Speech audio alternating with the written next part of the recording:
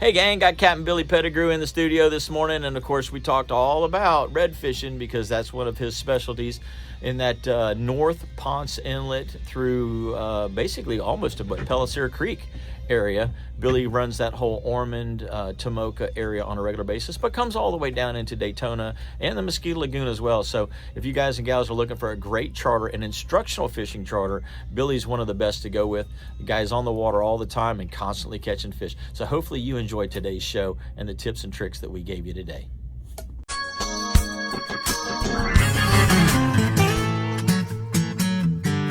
You're listening to WWBC, Cocoa, Melbourne, Titusville, 1510 AM, as well as W234BI, Cocoa, Rockledge, and W264AS, Rockledge, Melbourne, Palm Bay, and 100.7 FM.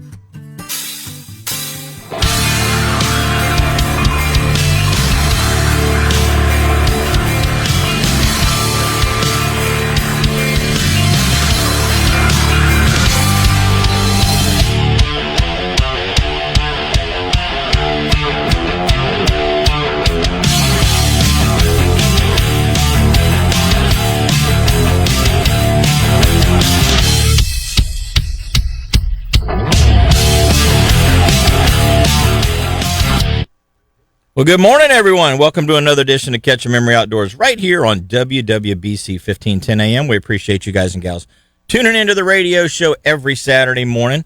For those of you that also like to listen to FM, you can get us on the low power frequencies here in Brevard County along the Space Coast.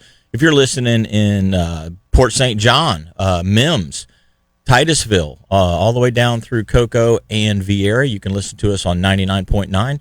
You can listen to us on 100.7 from Vieira all the way south to Sebastian. And if you happen to be somewhere in between and neither of those signals seem to be coming in too strong, you can always check us at 94.7 FM.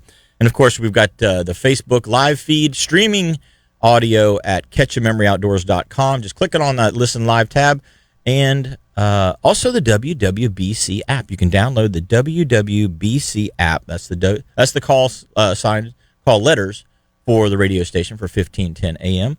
And you can download that app and you can listen to us just about anywhere that you happen to be. So welcome to the show. I'm Captain Jim Ross. We appreciate you guys and gals tuning in every Saturday to hear what's going on up and down the Space Coast with the fishing. And we always talk a little hunting, a little conservation, different things, you know.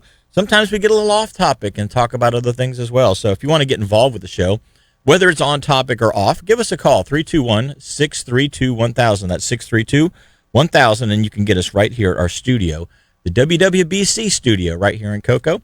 And got a good friend of mine, Captain Billy Pettigrew, is in the show this morning. Good morning, and thanks for coming back today. Oh, yeah, no problem. Good morning. I know you've got a busy schedule. I was trying to fit this guy in to get him on the show. It was like, this date, no. This date, no. This date, no. This date, no. How about this date? Yeah, I think I can make it on that day. Yeah. So thank you. Yeah, for whatever reason, I've got the bug to fish tournaments, and so I got the bug to fish tournaments, and for whatever reason, all the redfish tournaments like to be front end heavy. Yeah. And so. If it's like every other weekend, I'm in Punta Gorda, Jacksonville. Next weekend, I'm heading over to Steenhatchee. And then my dummy self, me and my buddies put up a little bass club. And so in between those tournaments, we've got little bass tournaments we do. Yeah. And so it's just having maybe a weekend off that I'm not tournament fishing is amazing. And then on top of that, running all the charters that I run during spring break kicking off, so busy with that. So yeah, finding a little bit of time is kind of hard. I can tell. I mean, it's been a challenge to try and get you in here, but I appreciate you coming in. So, one of the things that I always tried to do when I fished tournaments back in the day was try to think about, okay, what pattern is happening for me at home? And then what pattern are the fish going to relate to in the place that I'm going to. And let me give you an example of that. So let's say we had a tournament this weekend, the first weekend in March, we've got a tournament in Mosquito Lagoon, okay? Yep. What are the fish doing in Mosquito Lagoon right now? Well, the fish in the Mosquito Lagoon are still kind of on a crustacean pattern, and they'll chase a minnow-style bait a little bit, but they really are still kind of on a crustacean pattern. However, if I go to Punta Gorda, okay, they're 80 miles south, maybe 100 miles south on the other coast. What is the pattern there versus the pattern here? Yeah. Because the pattern there is probably going to be more of a bait fish pattern because they get their bait fish there before we get our bait fish here in many cases. Or if you go to the Keys at the same, what are they doing in the Keys? Well, in the Keys, the pattern may be what our pattern is in May or June. Yep. Because They're that much farther ahead in their portion of the season. Now, we go to Jacksonville or Fernandina or South Carolina. What are they doing there? Well, they're definitely still on what we would consider in the Mosquito Lagoon to be more of a winter pattern because it hasn't warmed up. The bait hasn't gotten there. So that would be the first thing that I would do when I was planning my trip out was to say, okay, at what stage are they in their season versus what my season is here? And that really opened up a lot of fish for me. I should say opened up the window to catching a lot of fish for me because I wasn't just going out there and going, oh, well, I know these oyster bars hold fish because I fished there last August and there was fish there. Well, it's May or it's March or it's whatever. Okay. And it's not August. You know what I mean? Yep. So you always have to keep in mind what stage the fish in. And then I would take my topographic maps, my nautical charts, my Google Earth. That was back before we had. And I would say, okay, at home they're doing this in this water depth, this kind of structure. Where can I find that type of structure at the place I'm going to? And man, I'm telling you, that really worked for me. Yep. My big thing is, and it's along the exact same thing you're talking about, is water temp. Water temp plays water temp plays a lot of factors into, is the bait fish run starting? Is the shrimp still running? Is it crab rich? Is it, are they on worms? Yeah. And so water temp and then water clarity. And I don't mean water clarity as in, oh, the water's muddy, but the further north you go, especially on the East Coast, you get more of that tannic, or the further inland you go, you get that tannic water. Well, that's a lot different than the lagoon. Yes. On a sunny day with no wind for 3 days. That water, it's crystal clear. Yeah. Where if you're in Jacksonville, there's a lot of tannic in there. So the water temp will change a little bit there. And so to me, it's just like, that's the first thing. Like, I look at the weather before I go just to kind of see which way the where's the wind coming from? I don't even like using that word. WIND. Yeah, I hate using the word. And RAIN. Those are the, I even tell my clients on the boat, I'm like, we don't talk about those words. If you want to say it, you spell it out. I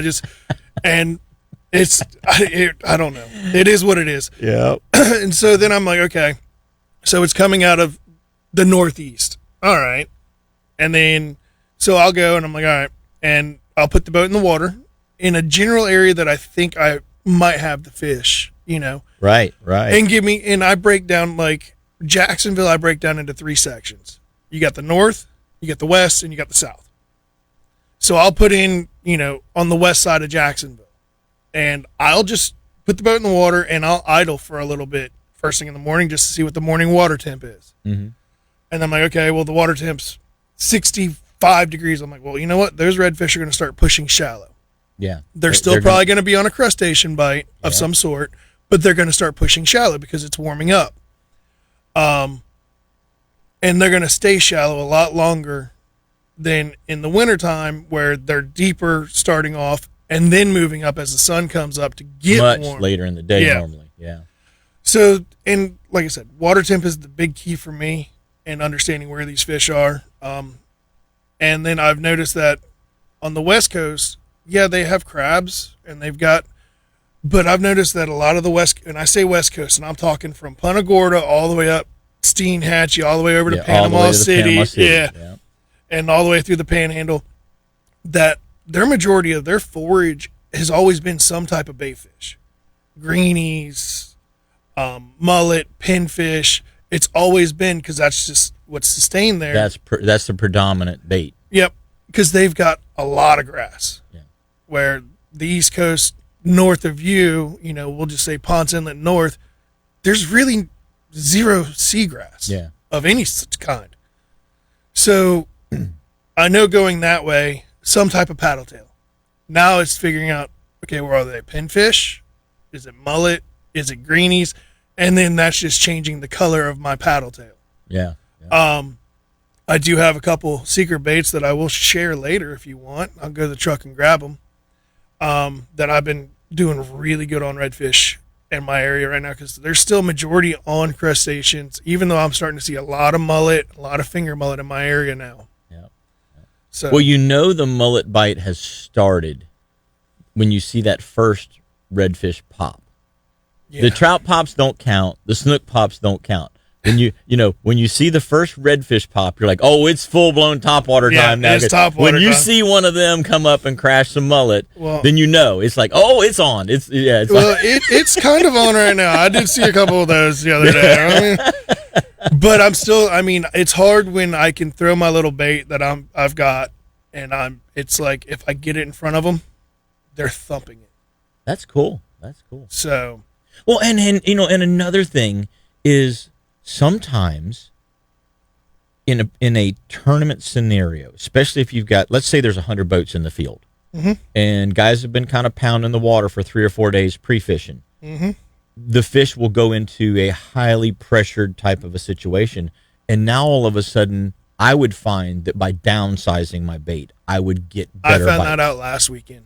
Did you? Yeah. I was up in Jacksonville, and I went to fish that I knew were there. I didn't get to pre-fish. It was kind of like I didn't have time, but I'm like, I know where the fish are. The weather kind of was stable, stayed the same. Right. Other than the full moon popping up on its rear end. And I'm going, okay, well, the tide's backwards from the last time I was up here, so I'll just start my day in reverse from what I did the day, the tournament before. Previous tournament. Which I finished 6th out of, I think it was like 90 boats or close to 90. I was 4 1/100ths of a pound from finishing 4th. Yeah. We, and we would have, we'd have been if in he'd 4th. have kept one crab claw in his, in his stomach and not spit it up in the live well, you'd have been there. Yeah, I'd have been there. But I'm like, I'll just start my day in reverse. Yeah. And literally got to my first spot. Second cast, caught a short. Like, it was the second cast. I'm like, okay, it's on. Yeah. Something going on here. Within 15 minutes, we put our first keeper in the boat. Wasn't big, but we got our first keeper in the boat, and then the bite shut off. So I don't know if it was from the pressure or the moon, but then we worked a couple different areas, got our second keeper, and decided that we were going to run back and fish some ICW fish. Okay. And we would see the ICW fish coming at us, kind of pushing down the bank, sitting there, and we'd fire in front of them, and they wanted nothing to do with nothing. It didn't matter. I mean, we threw spoons, and I'm a soft plastic freak. I love soft plastic. I mean, you can go to my truck. They're so versatile. Yes. You can go to my truck right now, and you can see everything from a rubber worm to a 5-inch Gambler Big Easy in there. Yeah. And we threw everything but the kitchen sink at them, and I had a couple of them that would look at the bait and then just nose away and swim off. And we sat on those fish for 2 hours trying to get them to eat something, and they just wanted nothing to do with nothing. So, and the Procure and the Bang Scent and everything just wasn't it. You couldn't. There was nothing in your bag, magic bag of captain's tricks. Nothing. Yeah. Other than a stick of dynamite, I don't think nobody was. Unless, if we were able to use live bait and I could post way off of them, I think I could catch them that way. But in tournaments that I fish, it's artificial only, so can't really do that. Right. chunk of ladyfish is not in the bag. Yeah, you can't pull that one out of your bag. All right, you ready? We had mullet procure on our baits. We had crab procure on our baits. We had ladyfish procure on our baits. We had Manhattan procure on our baits. I even have a freshwater procure that was a crawfish scent, so something different. Yeah. Nothing, huh? They wanted nothing. So, but I mean, that's fishing, right? Exactly. And well, I know it was a tough tournament too, because I did the math. 47% of the field didn't even catch a fish that day, or didn't weigh in a fish that day. Wow. So, man, almost half the field did not have a squirrelable 88 fish. boats, 47 did not weigh in. That's incredible. But like you say, tough conditions. And guys don't adapt. You know, they don't think to themselves, okay, whatever I'm doing is not working. I can't keep doing it. Yeah. I got to do something different. We threw Ned rigs, and they wouldn't even eat a Ned rig. Yeah. Just a little bait. You know, it's funny. Those little Ned rigs, I've been using those ones from VMC that have the little swinging hook on the head. I fished them in the lagoon. Don't get me wrong. Yes, they work there. You want to know where those silly things work? On the beach. Yeah. When I'm running along the beach outside of Canaveral looking for pompano and whiting and, jacks, trout, ladyfish, Spanish, whatever, just trying to get a bite, get a bend in the rod for my customers. Those stinking little Ned rigs from VMC that I've been using are absolute magic. And I'm just putting a little straight-tailed dart, like a little saltwater assassin, the little P&V. It's just a dart bait. Yeah. It's like a little, I've got some of those. It's like a little John. I've got some of the Rapala Crush City product, which is kind of that stretchy stuff. And one of them is called a salted Ned roll, and the other one is called a BLT, or I don't forgot it. Yeah. Everybody's got to come up with a new name for the same bait. Yeah. I can't remember what the name of it is, but basically it looks like a stick. It looks like a catalpa worm, for lack of a better. Well, it's a Cinco with that. It's just the back half of a Cinco. Yeah, it's just what it is. And it's only like 3 inches long.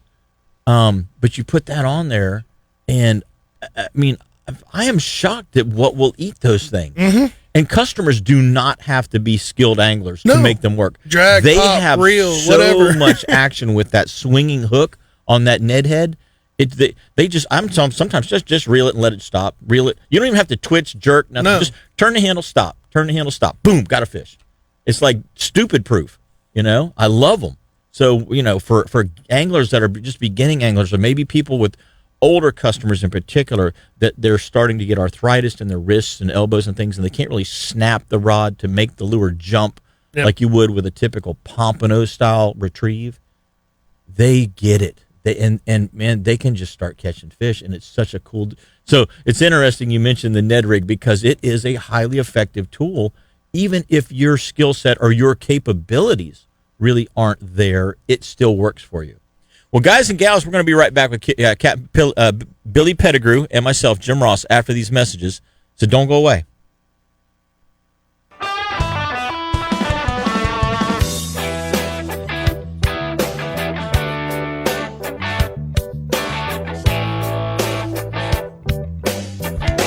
Assassin, the most trusted name in bass fishing lures, is now the top soft plastic lure brand for saltwater. Sea trout, tarpon, redfish, and snook hammer the saltwater assassin 4-inch sea shad. With its amazing swimming action, this lure sets the bar for swim bait designs. Other companies continue to try, but none have been able to replicate the action of this incredible minnow-style lure. But Assassin has other proven designs. I like the native shiner-colored 5-inch shad assassin. That's my go-to lure when I'm targeting big gator trout.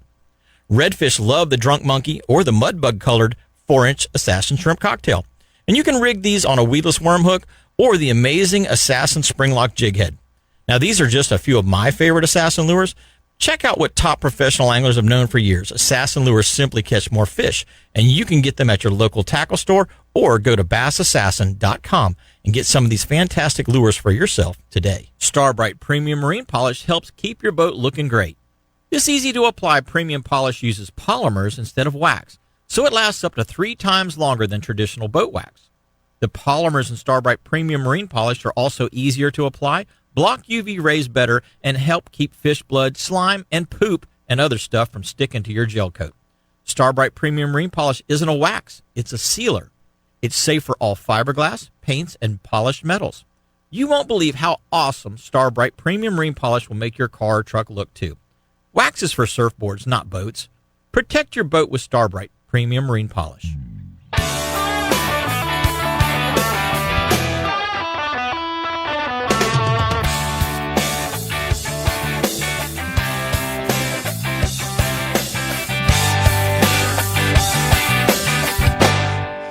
Hey, guys and gals, welcome back. 321-632-1000 is our call-in line right here at the WWBC studios in Cocoa.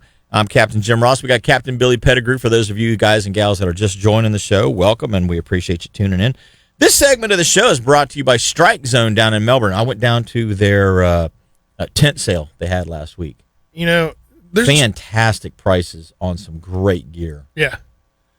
I mean, they have one up in Jacksonville, right? Yeah. I've been to the Jacksonville one. I haven't been to the one down here. The problem is my wallet ain't as thick as I think it is when I go. That you do need some adult supervision. Yeah. Especially because they had ammo for half price. Ooh. Like all different kinds of ammo. Half price. I mean, where do you get that deal, right?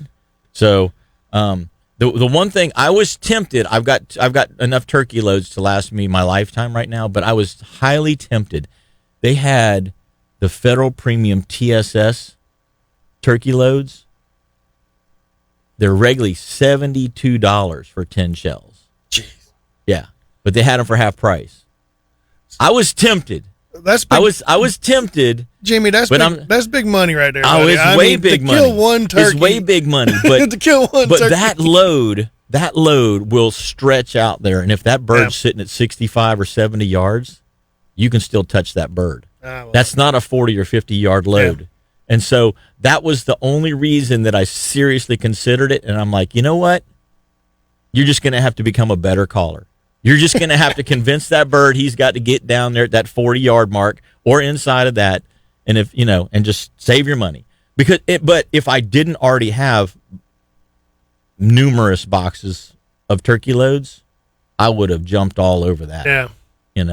But it's a lot of money per shell, especially if you whiff. You fire up at regular price, you shoot twice and miss. That's let me tell you, that's $14, $15. Yeah. Pow pow. Yeah. $15. It's like shooting a 50 cal. Mm-hmm. Hey, I'm just glad. I'm glad there's the waterfowl loads aren't that expensive. Yeah, isn't that because we miss a lot of those. Oh, trust me. If you want to see some missing, get in the boat with me. I've learned. Just ask Blair and Jeff. Yeah, Blair Wiggins and Jeff Cranick can attest to the fact that if I have to think about my shot, I can hit them once in a while, but I'm not. Look, if I got to think about my shot, I'm like, oh, here comes the bird, and I'm setting up, I'll miss. If that bird just comes out of nowhere and I throw the gun up, I will drop that bird every single time, and I don't know why. I think that's my problem. I'm overthinking. Not because you're like, oh, I got to lead just right. I got to follow through. I got to do this. The bird comes flying out of nowhere. You're like, oh, pow! And I got him. And you drop him. And then hope the alligator doesn't eat him. Yeah, well. So. Anyway, stop down to Strike Zone. Check out all the cool stuff they have. They've still got plenty of stuff down there for you guys and gals to stop in and get. And obviously, rods, reels, lines, everything you can imagine. They've got it right there at Strike Zone. So stop in and tell them you heard about it right here on Catch a Memory. So we were talking about redfish tournaments, finding redfish, and when you go new places, finding redfish in those new places. And the reason that I feel like you are such a great guest for this show is because you are doing, as a tournament angler, and any tournament angler that is tournament fishing, does exactly what almost every weekend angler has to figure out every Saturday morning. Yep. Or Sunday morning when they go fishing. They've been off the water all week. They haven't been able to keep an eye on the patterns of the fish. Maybe it's been 2 or 3 weeks since they got to go fishing. Yep. Now you're way out of touch with what's going on because the pattern from 3 weeks ago most likely is not anything close to what the pattern today is. Right. And so trying to find fish before you get to the water yes, there's always a spot here and a spot there that is going to pretty much consistently hold fish.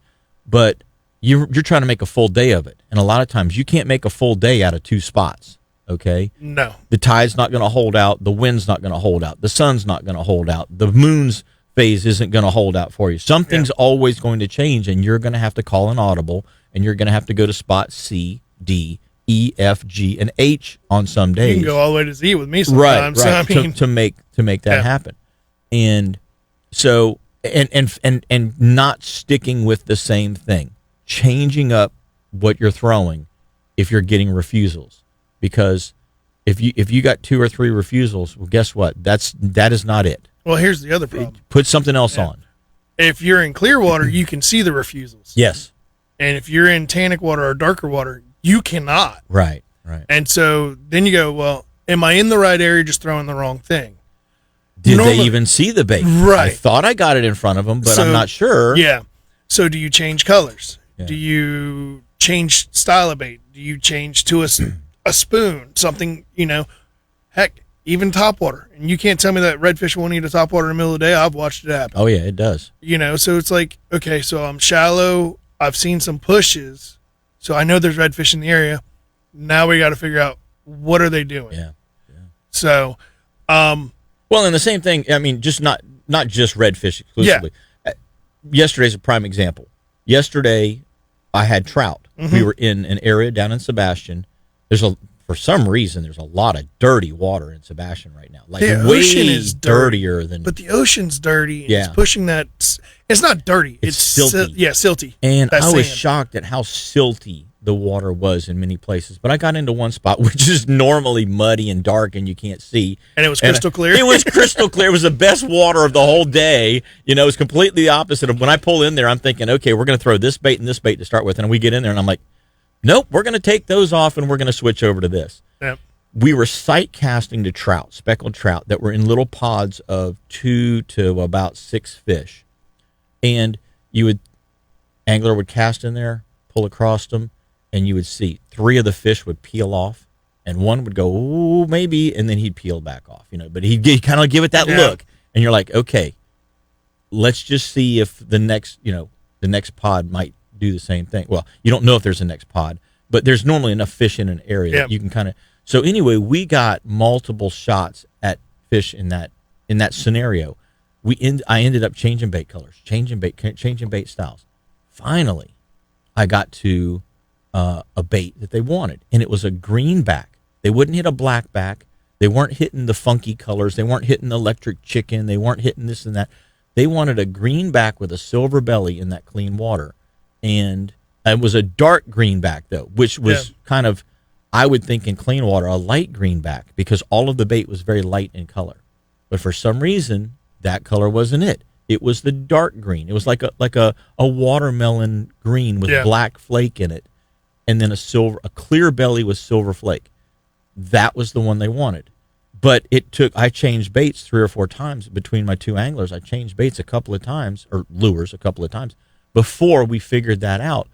But at least we got to see what the trout were doing. I could see the reaction, and then once we got to that color, then there was like an immediate change in their behavior. It wasn't this, oh, I'll think about it, or no, I don't want that at all. It was, oh, I got to eat that. Yeah. And so there was an immediate change, and so we're like, oh, we're on. We're on to it. Yeah, I can tell you stories about colors. Yeah. Me and my tournament partner, we would throw the exact same bait, 2 different colors. And it gets to the point where, whether it was me or him, he would catch 10 fish, I'd catch none. I'm like, you know what? I need to change colors. Yeah, or vice versa, where I'm whipping him, and he's like, man, I need to change colors. Yeah. And it's amazing. Now, I know fish don't have like color vision like we do. And the only studies that you can actually find on fish vision is largemouth and northern species, muskie or whatever. So I take some of those and I do research on, not like hardcore research, but I listen in and I'm like, okay. Or you'll read an article here and there. So predominant colors for fish are green and red that I can find. Mm-hmm. So those are my 2 basic colors that I start with. some type of green, some type of red, whether it's the new penny, whether it's watermelon red or watermelon. Right. So right. those are the two colors I normally start off no matter where I go, because if that's the two colors that they can see the best, right, wouldn't you want to throw what they can see the best? And then white. Yep. White was always one of my popular search baits. Yep. But white mimics the bait fish. Now, right. but I've also heard that fish see white and chartreuse as the same. Really? Yes. Interesting. It's what I heard. It's what I've seen on, articles and stuff like that. It would be really interesting to see if there was so for someone to do a study on, say, redfish or trout or some snook, some of this popular species that we have in the Southeast, to see what colors they can and cannot see. Yeah. Now, I know there's been a study on tarpon, and one of the things about tarpon is that they can see in UV or infrared, or they've got like it's almost like they see like the predator in the predator movie. They're a submarine, and they got yeah. In fact, it was a guy who was a biologist that I had on the boat. Man, this has been 12 or 14 years ago, and he was talking to me about that. And he goes, tarpon. The reason that they can see so good at night is because they can see in different light than what we see in. Yeah. And I forgot which one it was. And there's probably there's got to be a study out there, because he was well aware of this. And he said, so a lot of times the type of line that you use will determine whether you get the bite or not, because some lines show up in that particular type of light better than others. And he goes, if your line is showing up to your lure or to your bait, they can see that line like a laser beam going through the water to your bait, and they know not to eat it because they can see it. So when you're tarpon fishing, especially at night, I mean, obviously that's a huge benefit to know what you should and should not use. Yeah. Well, guys and gals, we're going to take our next break. We're going to be right back with a whole lot more fun stuff with Captain Billy Pettigrew and myself, so don't go away. Catch Your Memories coming right back after these messages.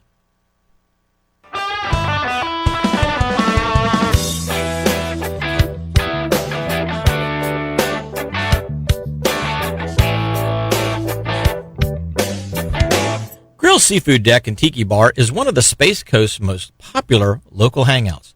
We love to kick back and relax at either of their waterfront locations with a cool tropical frozen drink and some of the freshest island-style seafood around. Grill's is known for its fantastic food quality, like their bacon-wrapped scallops, shrimp Cuban sandwich, or one-of-a-kind Bahamian fish chowder. The Tiki Deck features some of the area's best local bands throughout the week, plus Grill's has a fantastic breakfast menu, too. Chill out at Grill's original location in the Cove at Port Canaveral, right next to Sunrise Marina, or check out Grill's Riverside location on Highway US 1, just north of the Pineda Causeway. Go to www.grillsseafood.com for more information, and remember, it all happens at Grill's. Nobody likes to pay for insurance, but you have to have it. So do what I did. Go to Petrucci Insurance. They're your local independent insurance agent, and they're here to make sure you get the right policy to fit your insurance needs at the best price available. I gave Petrucci Insurance a call. They reviewed my current policy and saved me $700 on my home insurance alone. Plus, Petrucci found me better coverage than the policy I had with my other company that I'd been with for years. Don't waste money another day. Call Petrucci Insurance at 321-632-1200. That's 321-632-1200. And stop wasting money on your home, car, boat, and life insurance today. Trailer problems can be a real day breaker. When you need to go to the area's best trailer supply and repair shop, try Ferguson's. Family owned and operated since 1954 and located on Highway 192 in West Melbourne, Ferguson's has a huge supply of trailer tires, wheels, axles, lights, jacks, and other trailer parts in stock. If you're not a do-it-yourselfer, stop by and pick up the parts you need. If not, let their expert staff do the repairs for you. Ferguson's also installs electric brake controllers, trailer hitches, and goosenecks.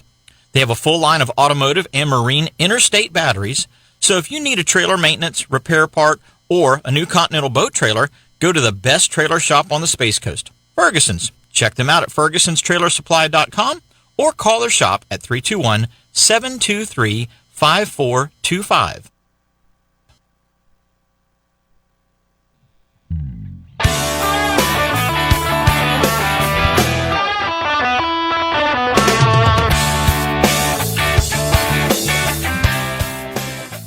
Morning, guys and gals. Appreciate you tuning back in right here to Catch Memory Outdoors. Just answering a couple of you guys and gals on the Facebook feed here.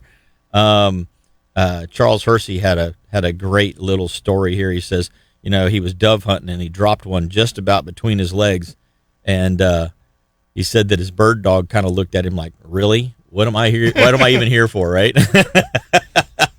That's kind of cool. The dog just kind of gives you the look. Really? That's awesome. That is awesome. Well, guys and gals, I appreciate you tuning back in. This segment of the show is brought to you by Engel Coolers. Make sure you stop down at Engel Coolers.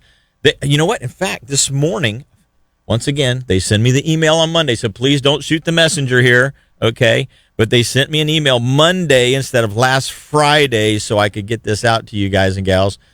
They're having their sidewalk sale, 50% off of everything. So it's already over and done with? It's on until like noon. Oh, okay. Yeah. Today. Yeah. Jupiter. It's at the Engel warehouse in Jupiter, Florida. So if you guys and gals want to jump in, it's only an hour from Central Brevard. It's an hour drive, hour and 10 minutes drive. You can jump in the car, throw some clothes on, put your coffee in a to-go mug, and start heading there because they've got their scratch and dent dings, overstocks, all of those things. They're just blowing them out 50% off. So it's a great opportunity for you to get the Engel cooler that you've been looking for. And maybe, if you have a particular type of a boat or, maybe they've got some leftover CCA stuff. They do a lot of customized type things. So, stop down there and check them out if you're, not doing anything else this morning, because it's on until noon there. And I think their address is like 900 Jupiter Boulevard. But if you look up in Google engelcoolers.com and it'll come right up.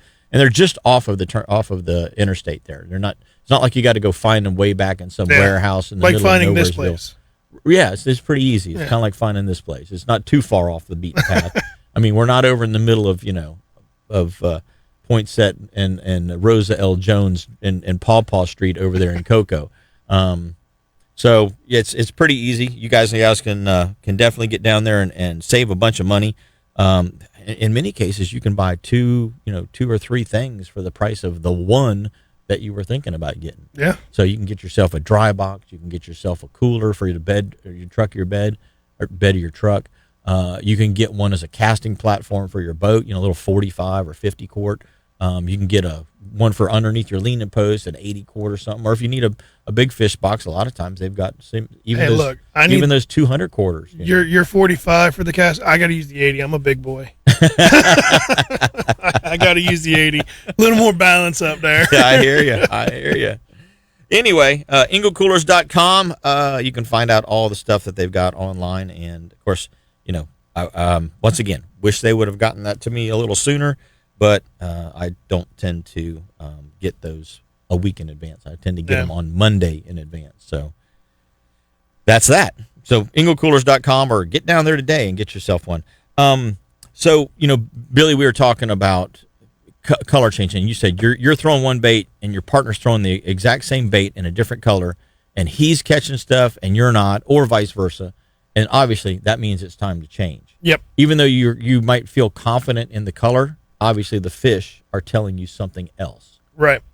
Now, as an example, the other day, you've got fish that you can clearly see. Mm-hmm. Those fish along the ICW that you were talking about. You can clearly see those fish, especially on a low tide, mid to low tide. You can see those fish very, very easily. And do you feel like those fish are they've already eaten and they're just waiting to go back into the creek on the high stage of the tide to eat again, and so that's why they're turned off? Or is it maybe there's a lot of boat pressure, boats running by, and they're a little jittery? I mean, what's your feeling on those fish? They might have been waiting for the tide to come in to go feed. Mm-hmm. Now, I will say this: we were fishing them on an incoming tide, and they were coming to us. It wasn't like we were going to them. Right. They were swimming to us. So normally, you get fish swimming to you; they're a little more easier to catch because they're not going, "Oh, there's somebody at me." Exactly. They were more like, "Oh, here they come, here they come, here they come." Oh, and then they're like, "Oh, there's a boat," and then they take off. Right. Right.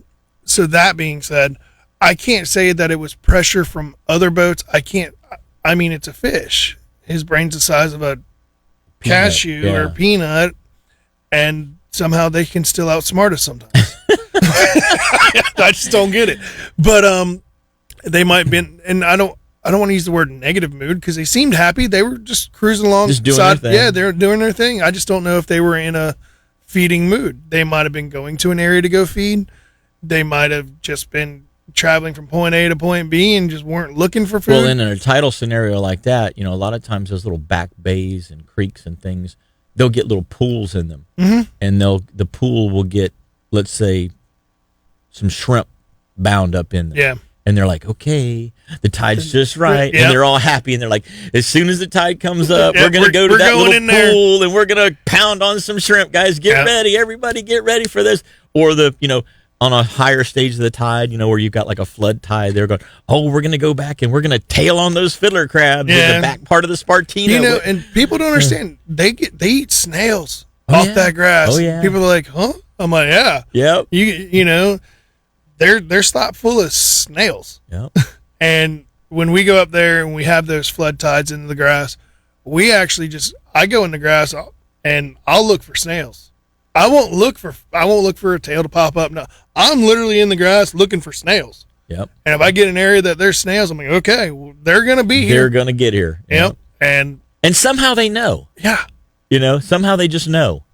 Like I say, brain the size of a peanut, but a GPS tracking device in that little brain of theirs. Better than anything. I mean, better than Garmin, better than... It blows away my Simrad, any Raytheon. I don't care what you got. A Redfish, in particular, has a GPS that isn't plus or minus 6 feet, with WAS enabled and all that kind of... No, it's plus or minus like 6 centimeters. Yeah. It is so precise. I cannot believe how precise they are. And there's a lot of animals like that. Think of a gopher tortoise. Gopher tortoise leaves his hole. Walks around all day. They'll wander around all day long. They'll wander a mile. You put a GPS tracker on a gopher tortoise, he will literally wander a mile through the scrub, through the palmettos, through the bush, and somehow make it right back to the same hole that he came out of that morning. Mm-hmm. Yeah. Mother Nature. With no electronics. Yeah, Mother Nature is she's smarter than us. She's better than us. Oh, yeah. As much as we were like, oh, we're the top. Yeah, no. Mother Nature will take us down a peg when she wants us to. Yeah, that is for sure. It's so fun. I don't get it. I don't understand it. Because, I literally can watch a fish. And, like, redfish, like, if you see a redfish in multiple spots, they're pretty easy to figure out. Watch a fish that I've seen and then come back 2 days later and that fish is sitting on the exact same spot. Yeah, he's right there. Why? On that tide. On that, yeah. Yep. And I'm like... It'll be an hour or two later, but there he is, because the tide changed a little bit, but there he is, yeah. So, but then the weather changes. And then what happens? They go, well, we don't like it here no more, and then they go somewhere else. They go find a new spot. So, my buddy Tim Lessing kind of experienced that, and he, two years ago, he camped at Riverwood Campground. Okay. The campground just south of River Breeze Park. Yep. Okay. So he was there roughly a month, I guess. And every night he would, go out, and there's a light right there next to his camper over the seawall. And he would go out, and he said every night, he's texting me, he goes, this same redfish is here every night. He goes, I fish for him all day long. I never catch him. And there he is. So I come out here at night. There he is. He's right there. And he's going back and forth on the same piece of seawall every single night. And he goes, I just don't understand. Where does he go? What does he do? And I'm like, dude, that's redfish. Yeah. That's just, he may go across the channel and over into Bissett Bay and go live over under a mangrove in Bissett Bay somewhere, or Slippery Creek, or he might swim up to Orange Island. I don't know where he goes. But at night, that fish came back and patrolled underneath that light every single night. Now, was the fish on autopilot where he was half asleep and swimming, just keeping water going through his gills? No. He was actively going back and forth along the seawall. Yeah, he said he would see him just swim back and forth and back. And he never caught him at night? Just patrol. He couldn't catch him. Did he ever see what he was eating? He said he was chasing fish, bait fish and stuff. So he was trying little assassins and little different things. And I said, well, go try a finger mullet or, Yeah. Try, go. There's Indian Mound Fish Camp is just Right there. right there. Just go buy some shrimp, buy some whatever. But to my knowledge, he never hooked him. But he said it was crazy that he was there all the time. And it's like, but in the daytime, never saw him. Never saw him. Nope. Yeah, heck, he could have slid off to the channel and just took a nap. Yeah, he might have. Chasing fish all night. He's one of them night fish. He Yeah. parties all night long, sleeps all day, kind of like teenagers these days. Yeah, like teenagers. Exactly. Well, gang, we're going to take our next break. When we come back, we got a whole lot more with Captain Billy Pettigrew and myself. So don't go away. Catching Memories coming right back.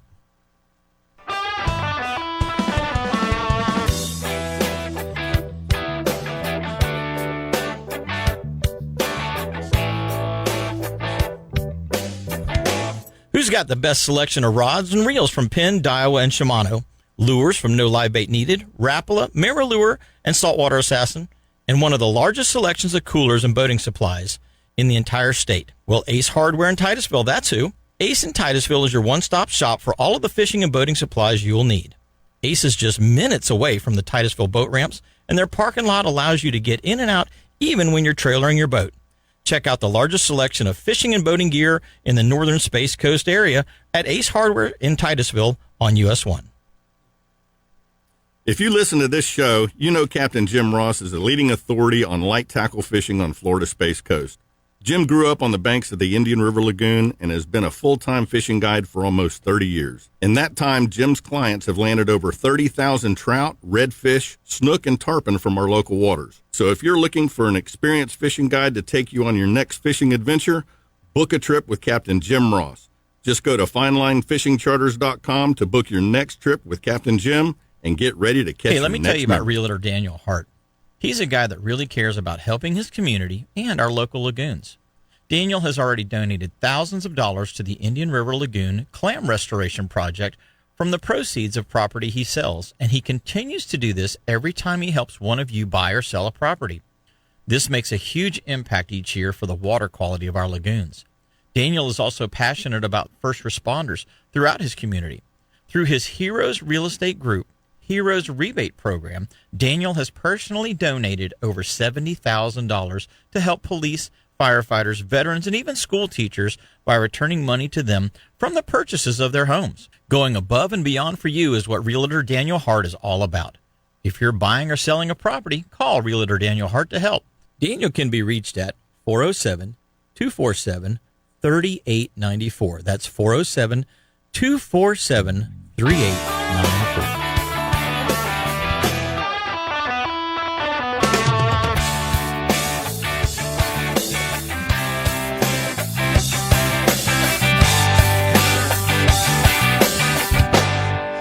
Hey guys and gals, welcome back. We appreciate you tuning in every Saturday right here to Catch a Memory Outdoors. This segment of the show is brought to you by Direct Graphics. Make sure if you stop by Direct Graphics, you tell them you heard about it right here on Catch a Memory. But they can make anything that you guys need to promote your business. Or if you don't have a business, you just want a nice boat wrap or something like that to snazz, put some snazzy stuff on the side of your boat. Give them a call, and those guys and gals over there can make anything that you want. Put a mural on there. You see a lot of these bigger boats in particular. They put murals of like offshore scenes with, flying fish and dolphins and marlins and frigate birds. And, if you got enough gunnel space, enough side wall space on your boat, you can go and make all kinds of cool stuff.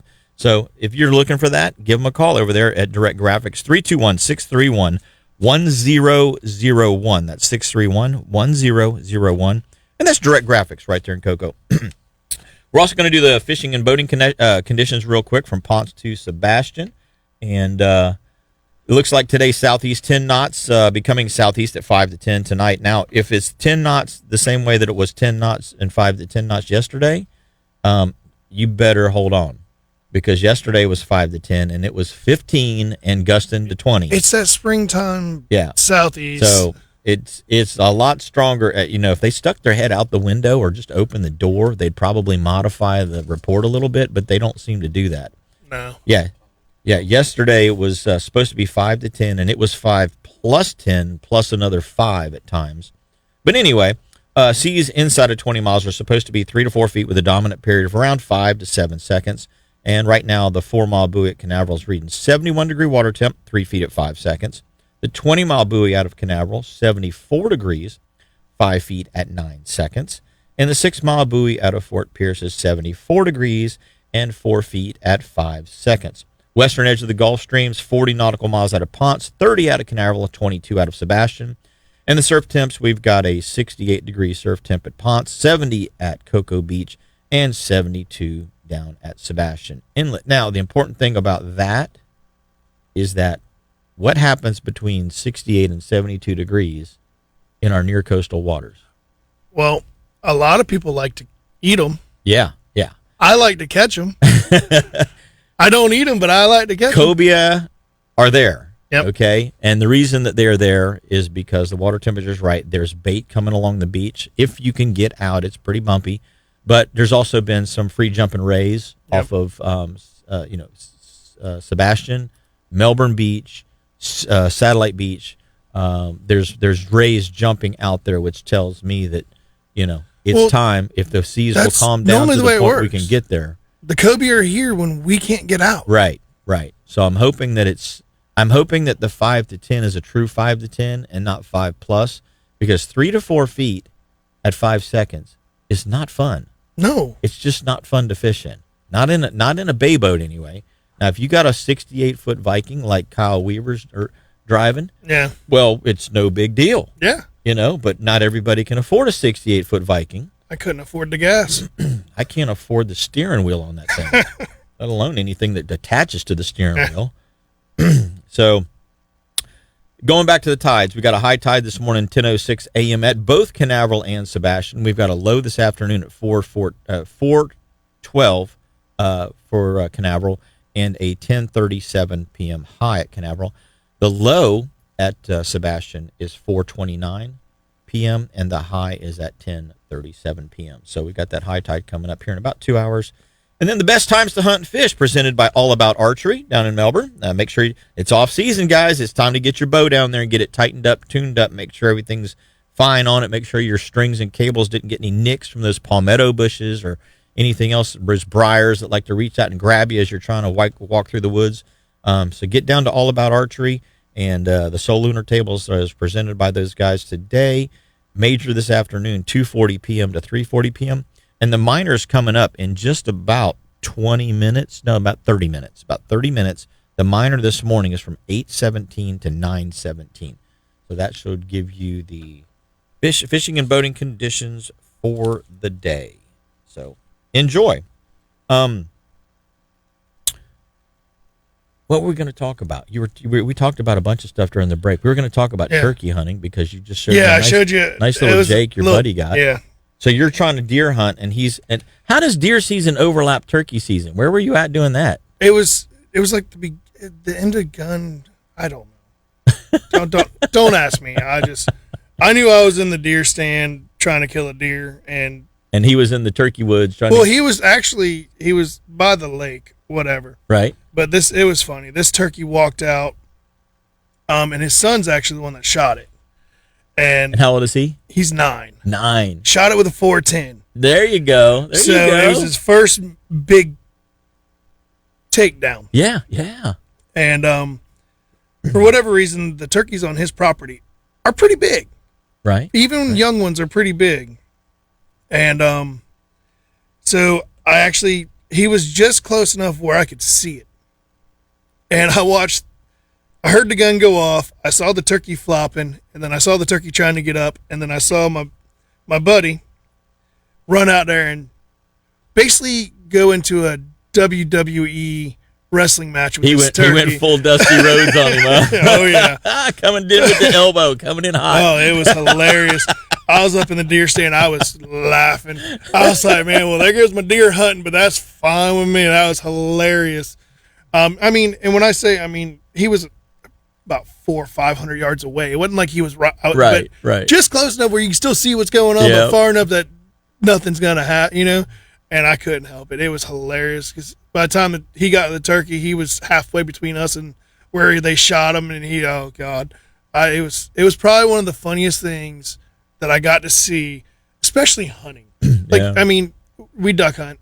We see some crazy stuff happen. Yep. But you don't have to go suplex a duck when you shoot him. So, yeah. But my buddy Gary Brown, I've told this story before, but my buddy Gary Brown is a big turkey hunter. And it just really takes the time to study the birds, and he'll pick out a specific bird or two. And he hunts public land. Yeah. So, but he'll pick out a specific bird or two that he wants to target, and he will pattern that bird day after day after day until it's opening day or whatever. Yeah. And then he wants to be at this spot at this time because he knows what that bird's going to do. Yeah. Or at least we think we do. Sometimes they'll call an audible and they'll go the opposite direction. Normally they know, it's like, okay, tomorrow's hunting season, so we're going to go do this instead. Yeah. And same with fish. Yeah. Go complete opposite direction. Like especially tournament fishing where you start patterning fish. You're like, okay, well, here they come. They're here at 2 hours after the tide change. Every time on the incoming or every time on the outgoing. They're here. They're here. And tournament day. And I've done it where I don't even cast at them. I'm like, they're there. Yeah. Like I'll cast at them like the first day I find them. Okay, they'll eat. Yep. And then I'll check on them. Oh, they're there at the same time, whatever. Tournament day. Where'd they go? Nothing's changed. Weather's or you have help. Yeah. The problem with a weekend tournament is that you always get weekender help. Yes. One time I ran from Volano Beach to Clapboard Creek because I knew my fish were going to be there, and they were perfect. They were 8 pounds. They were 26 inches. They were fat. They were eating crabs. They were jumping out of the mud or jumping out of the water onto the mud, grabbing the fiddler crabs as they ease down the bank. Okay, and I know you've seen that. Oh yeah. That mid tide, and they're cruising, and then they see one and they go boom, and they jump up onto the mud and wiggle back in the water. It was that kind of a bite, right? I get there, I come pulling in there, and there's a guy in a Carolina skiff J16, and he is rocking back and forth on top of the oyster bar, revving his motor as hard as he can, trying to get his boat off the oysters. Absolutely destroyed an hour and 15-minute run from Volano Beach. Yes. Destroyed it. And I'm like, really? Yeah, but it could have been the other. I mean, that's horrible. Yeah. But you could have been one stuck on the oyster bar. Right. Yeah. But I knew not to run where he tried to run. Yeah. And because the fish were just behind the oyster bar, and he tried to go over it, and obviously that didn't work. Yeah. I've made a run from Mayport down to Flagler Beach. That's to get there. Run. Yeah. That's a run. Knowing that the odds are no one's going to mess with my fish that were there. To proceed to catch overs. Every cast, yeah. Yeah. And not get one 27 and a half. Yeah. Dang it. And you're thinking, we got well, one. if I just hold him by the tail and drop him on his nose on the deck, maybe he'll shrink. We got one that we got one that would measure and then wouldn't, then would measure and then wouldn't, and then would measure and then so we're like, you got to in tournament fishing, you learn to take chances like that. Yeah. And then we finally got another one that was like 25 inches. We were sitting pretty. I mean, we had 12 and a half, 13 pounds on two fish, which is going to get you a check. Yeah.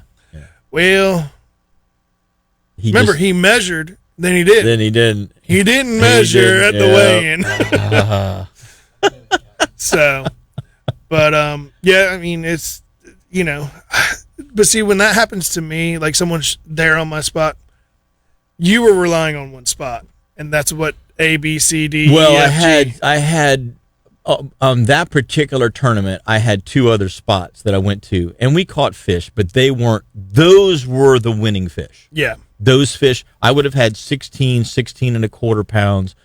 That would have done it. Yeah.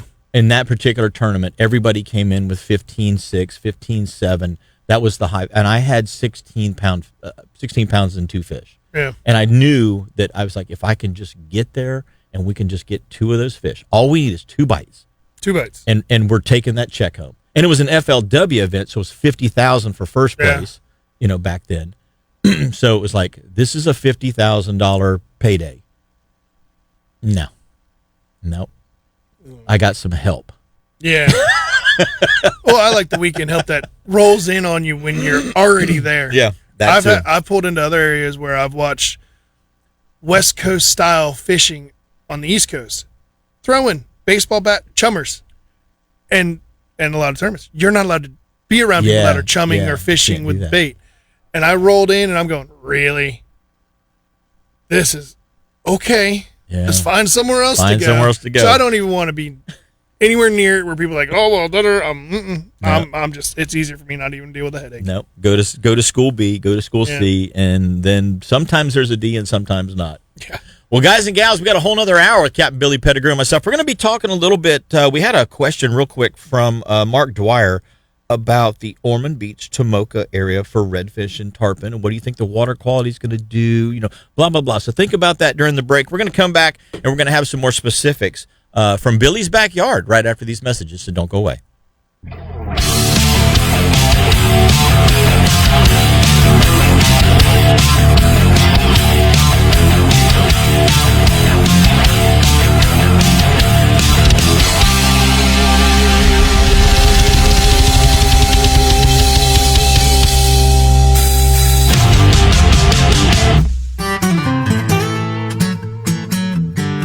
You're listening to WWBC, Cocoa, Melbourne, Titusville, 1510 AM, as well as W234BI, Cocoa, Rockledge, and W264AS, Rockledge, Melbourne, Palm Bay, and 100.7 FM. If you're a shooting enthusiast like I am, you have to check out the incredible lineup from Kel-Tec. Developed and made right here in Central Florida, Kel-Tec is a leading industry manufacturer of shotguns, rifles, pistols, and guess what? They're all chambered in common calibers that we all love to shoot. Whether you're a weekend plinker or you want some advanced personal carry or home protection options, Kel-Tec makes exactly what you need. Find a dealer near you or check out the entire line of Kel-Tec weapons, accessories, and apparel by going to keltecweapons.com. Your boat's upholstery looked great when it was new, but over time it gets dingy and stained. Starbright has the perfect combination for your problem. Starbright Ultimate Vinyl Cleaner and Ultimate Vinyl Guard. Starbright's Ultimate Vinyl Cleaner won't dry or fade your vinyl. It has powerful cleaning agents that blast away fish blood, grease, road grime, and more without harmful chemicals that ruin your boat's vinyl. Starbright's Ultimate Vinyl Guard is like a sunblock for your boat's vinyl cushions. It restores moisture and shine to sun-bleached vinyl without being slippery. Plus, it blocks harmful UV rays and helps keep your vinyl cleaner longer. Starbright Ultimate Vinyl Guard is great for plastic, rubber, and leather too. It's ideal protectant for trucks and cars as well. Use Ultimate Vinyl Guard on your car or truck dashboard, seats, and door panels. Heck, you can even use it on the sidewalls of your truck or trailer tires. Starbright Ultimate Vinyl Guard makes all your stuff look great again. Hey guys, Captain Blair Wiggins here. I'm sure you're aware of the ongoing projects out there that are aimed at restoring seagrass and water quality in the Indian River Lagoon system. Well, here's one that I'm proud to have played a role in getting started, the Indian River Lagoon Clam Restoration Project. I collaborated with Whitney Labs, CCA, the FWC, and many other partners to implement this clam restoration project right here on Florida's East Coast. I would love for every one of you to get involved with this program. Your $20 donation will put 200 clams back into our lagoons. As they grow, these 200 clams will filter over 1 million gallons of lagoon water per year, greatly impacting the health of our local waters. Your contributions are tax deductible, so please help our lagoon by donating $20, $50, $100 or more to this cause. You can make your donation online at IndianRiverClamProject.org/support. Again, that's IndianRiverClamProject.org/support. And on behalf of myself and our waters in the lagoon, we thank you. Batten down the hatches. We've got another great hour with Captain Jim Ross and this week's special guest starting right now.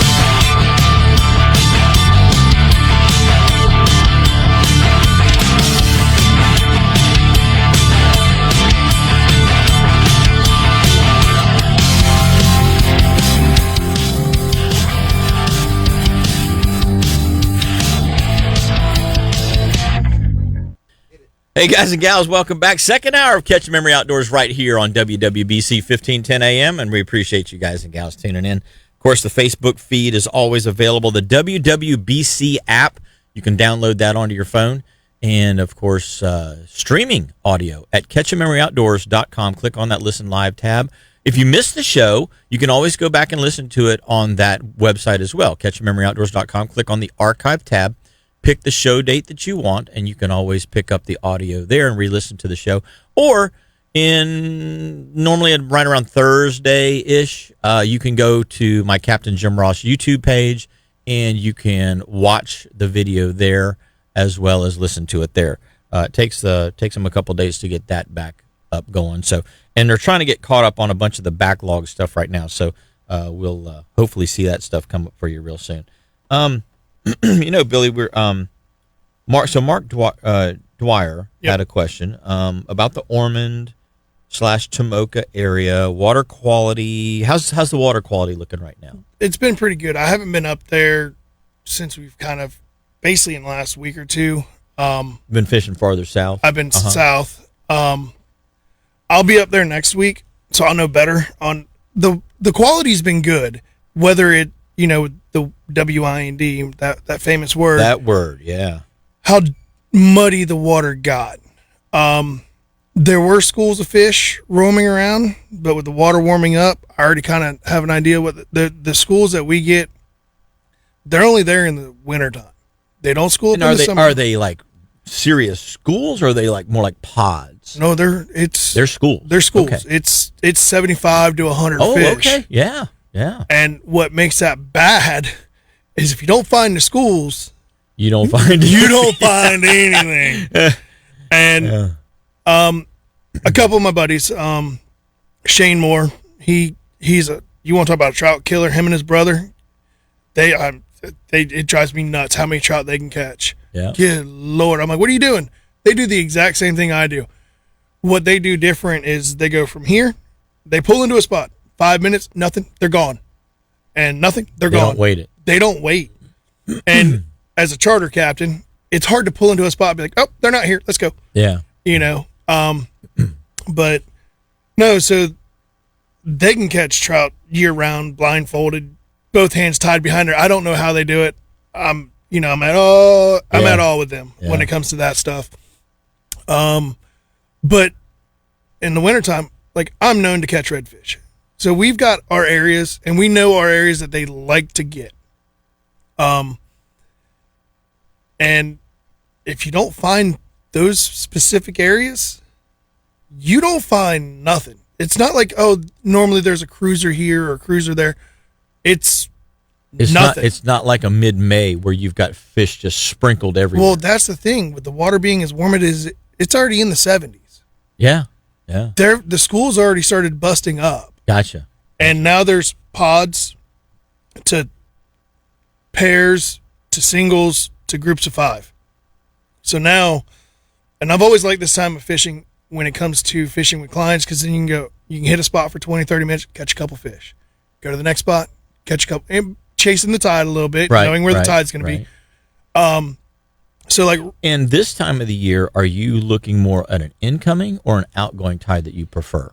I've always preferred an outgoing. I don't know why, but I'm a morning person, so whatever the tide is in the morning, that's what you get. That's what you get. Yeah. But like, you have spots that, areas that produce better on an incoming. Right. And areas that produce better on an outgoing. And so that's all I'm doing. I'm going to areas that produce better on an incoming, areas that are better, in the morning, or if the tide's going out, better on the outgoing. I do know with the water temp in the 70s, I'm going to get to the Ormond report here real quick, because here's what's going to happen. The fish are breaking up. The schools are busting apart, and like I said, I've been seeing some mullet.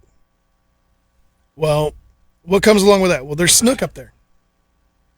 Did you lose a lot of snook this year? Okay, I'm hearing mixed reports, because I ran all over Ormond, all over Flagler. I found one bay that had a bunch, no more than 30 or 40 baby snook. Okay. I never saw any big snook dead, but I don't go up the Tomoka River.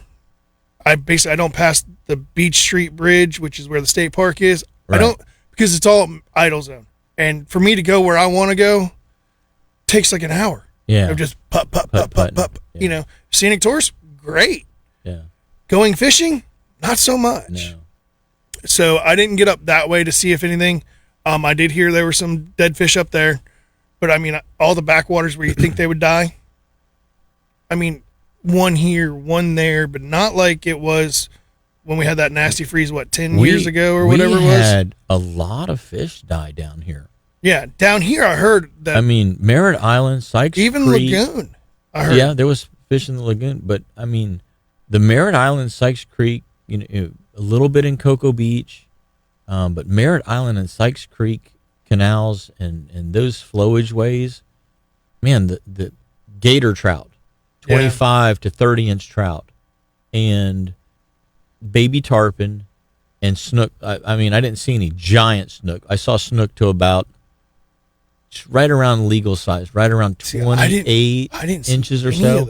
Most of them were, say, 18 to 22 inches, but I saw snook up to about 28 inches floating dead, and all those 4 to 7 pound tarpon floating dead, and it's just like, all of those are all late winter, early spring time fish that I personally rely on, right, as charter targets, because in the springtime you've got everything compacted in the canals. They're not spread out on the flats. It's kind of like the same thing with the schools of redfish. Yep.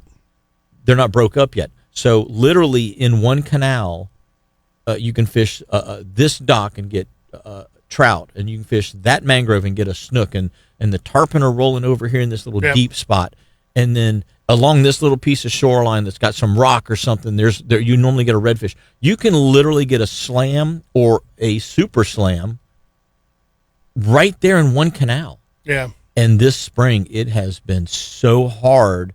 I've just basically had to transition away from what I typically would do in the springtime in that Merritt Island and Cocoa Beach area, because they're just not there. Yeah. They're dead now. And unfortunately, because of all of the dead fish, the entire Indian and most of the Banana River, we now have algae blooms, because the water's, like you say, it's back up into the 70-degree range. The algae is feeding on that nitrogen from those dead fish, those floating carcasses that are now decayed, and all of that extra nutrient is now in the water, and the water looks horrible in most places. And horrible. And that's the sad part. And last year, the Banana River last year was so good. I got back from spending a month in Isla Mirada chartering down there. I got back and I got on the water here in June, and I'm running down the Banana River from Kelly Park over there at 528 Banana River Drive. I'm running south towards 520 to go down and fish some of the flats down to the south area there. And I'm running across that piece of water going, wow, this water looks like the Keys water I just left in Isla Mirada. Yeah. It looks incredible. And this year, I hope things change, but right now it's not good. Yeah, and the problem with that, you get an early algae bloom, then it kills more stuff. Yeah. Then it stays around longer, and then the grass doesn't grow properly. Yep. And. Yep. Yeah. So, but let's do. I guess we can get back to the report. Yeah. Let's talk. There's that sidetrack stuff. Yeah. I got 2 minutes. We went on a segue. So I'll do the report quick. So going back to, but let me ask you real quick. Okay. When the fish are schooled up, when it's cooler and they're schooled up, are they in the backs of the bays where it's the warmest, or do they want to stay close to the deeper water so they can transition in and out? Well, or both. If you've ever been in the Tomoka Basin, there is no deep water. Okay. I say that on average, 2.5, 3 foot deep across the whole thing. Okay. So there's no actual we're just going to slide off into the channel. No. Now we've got ICW fish, right, where the schools are, where they can do that. The schools that I find in the basin, they're on mud. That's on the northern side of stuff, where when the sun comes up, it's the first thing that it hits, and you can sit there and so they it's the warm first up. thing to warm. Yeah. Yep, and so they're there. There's a little lip over in some of the areas where they'll slide off into, but it's when the water as soon as the sun comes up, they slide up. And then when too many boats get over top of them, they slide down where you don't see them no more. Yeah. And then the next day they slide back up. But it's just kind of one of those things. Like I've got a couple areas in Flagler. They're mud flats with maybe, you use the word deeper, 2 foot deeper, foot Right, deeper. right. And they may slide into just to kind of get away from people going over top of them or beating them over the head with a bait or a plug or something. Right. So right. that's where I'm finding them. I mean, I don't want to give away too much because it's not like the Tomoka Basin's a very big area. Right. And it don't take much to find them if you know what you're looking for. So you want to know, you got to pay. Well, with that, let's go to our next break, and then maybe we'll talk about baits and I'll maybe answer we'll Mark's touch question. maybe we'll touch on tarpon as well. Okay. Yeah. So we're going to be right back after this break, gang. So don't go away.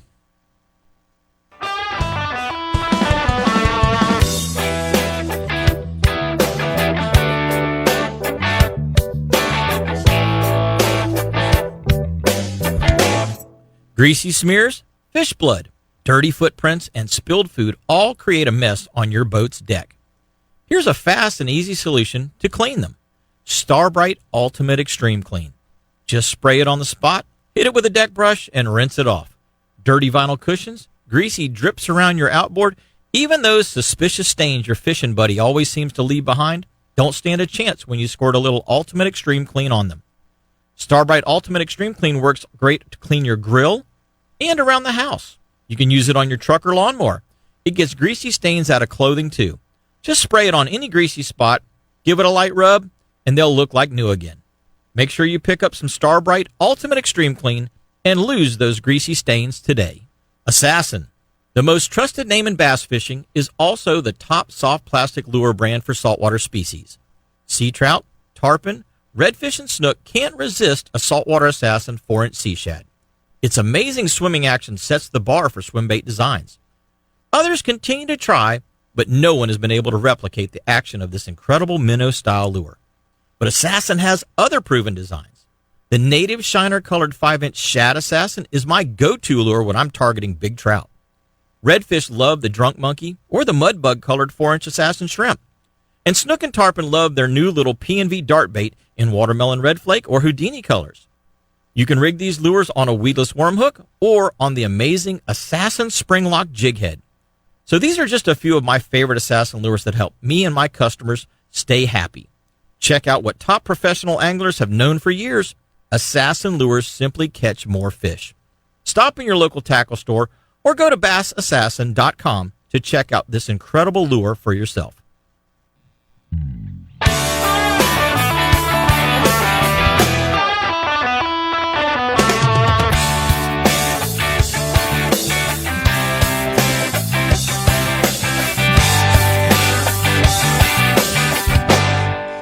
Hey, gang, welcome back. We appreciate you tuning in. This segment of the show is brought to you by Petrucci Insurance Agency.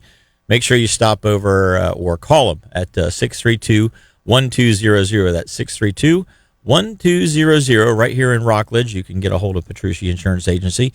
Make sure that you are not getting ripped off by your insurance company. Or let's put it this way, that you're not getting as ripped off. Yeah. Because you're always getting ripped off. Yeah. But as ripped off by your insurance company because they want to make sure that you're getting the best possible coverage, the coverage that actually suits your needs, not what the insurance company wants to sell you and charge you for.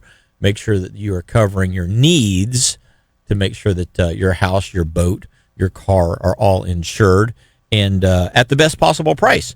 That way you save more money in your pocket and you keep it out of the pockets of the insurance company. So give them a call at 632-1200 and have them do some rate checking for you because they have a bunch of different companies that they can check with. Try and find you the best possible deal. Tell them you heard about it right here on Catch Your Memory. I would appreciate that. Billy, we were talking about the redfish in Tomoka area. What about the tarpon? So the tarpon don't really show up until June, July-ish. Mm-hmm.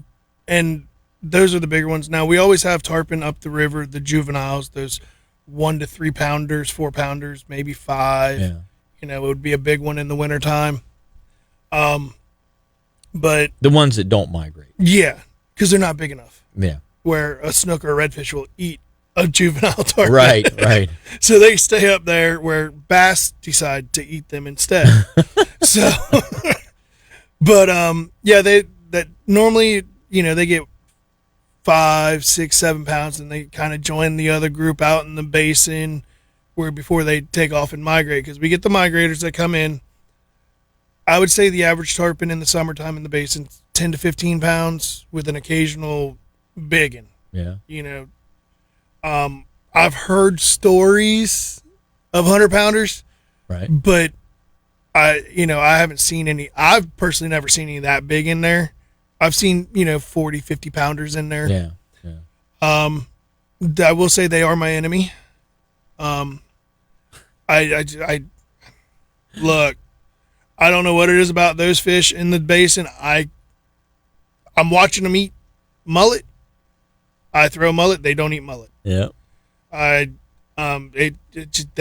They're frustrating. Yes. So Yeah. I honestly, what I do now is I'll set up on oyster bars targeting redfish in the summertime, and I'll just bomb a free line finger mullet out the back of the boat, out into the little trough that runs through there that I know they roll in.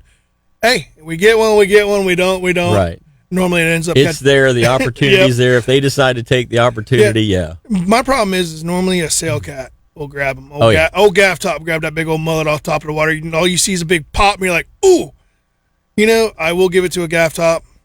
If they, catfish that eat topwater, it's a pretty cool little catfish. Yeah. I don't want to touch him.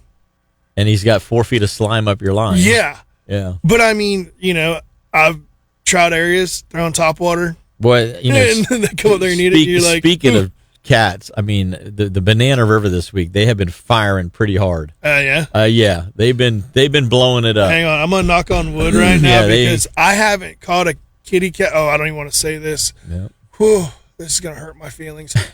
In a while. Oh, all right, it's time to catch a bunch of them my next trip. Well, the one bad part about the freeze, we lost some snook, we lost some tarpon, we lost some trout, some big trout actually. I did not see any puffers or catfish floating, and I am totally disappointed that we missed an opportunity to thin that herd. Well, that herd's hard to thin. Yeah. That 2010 freeze we had, that was non-discriminatory. Yeah, that was everything, including redfish, yes, got killed in that one. The only thing that I did not see die in that particular freeze was the black drum. Yeah. But I mean, every mangrove snapper, every trout, everything, puffer, catfish.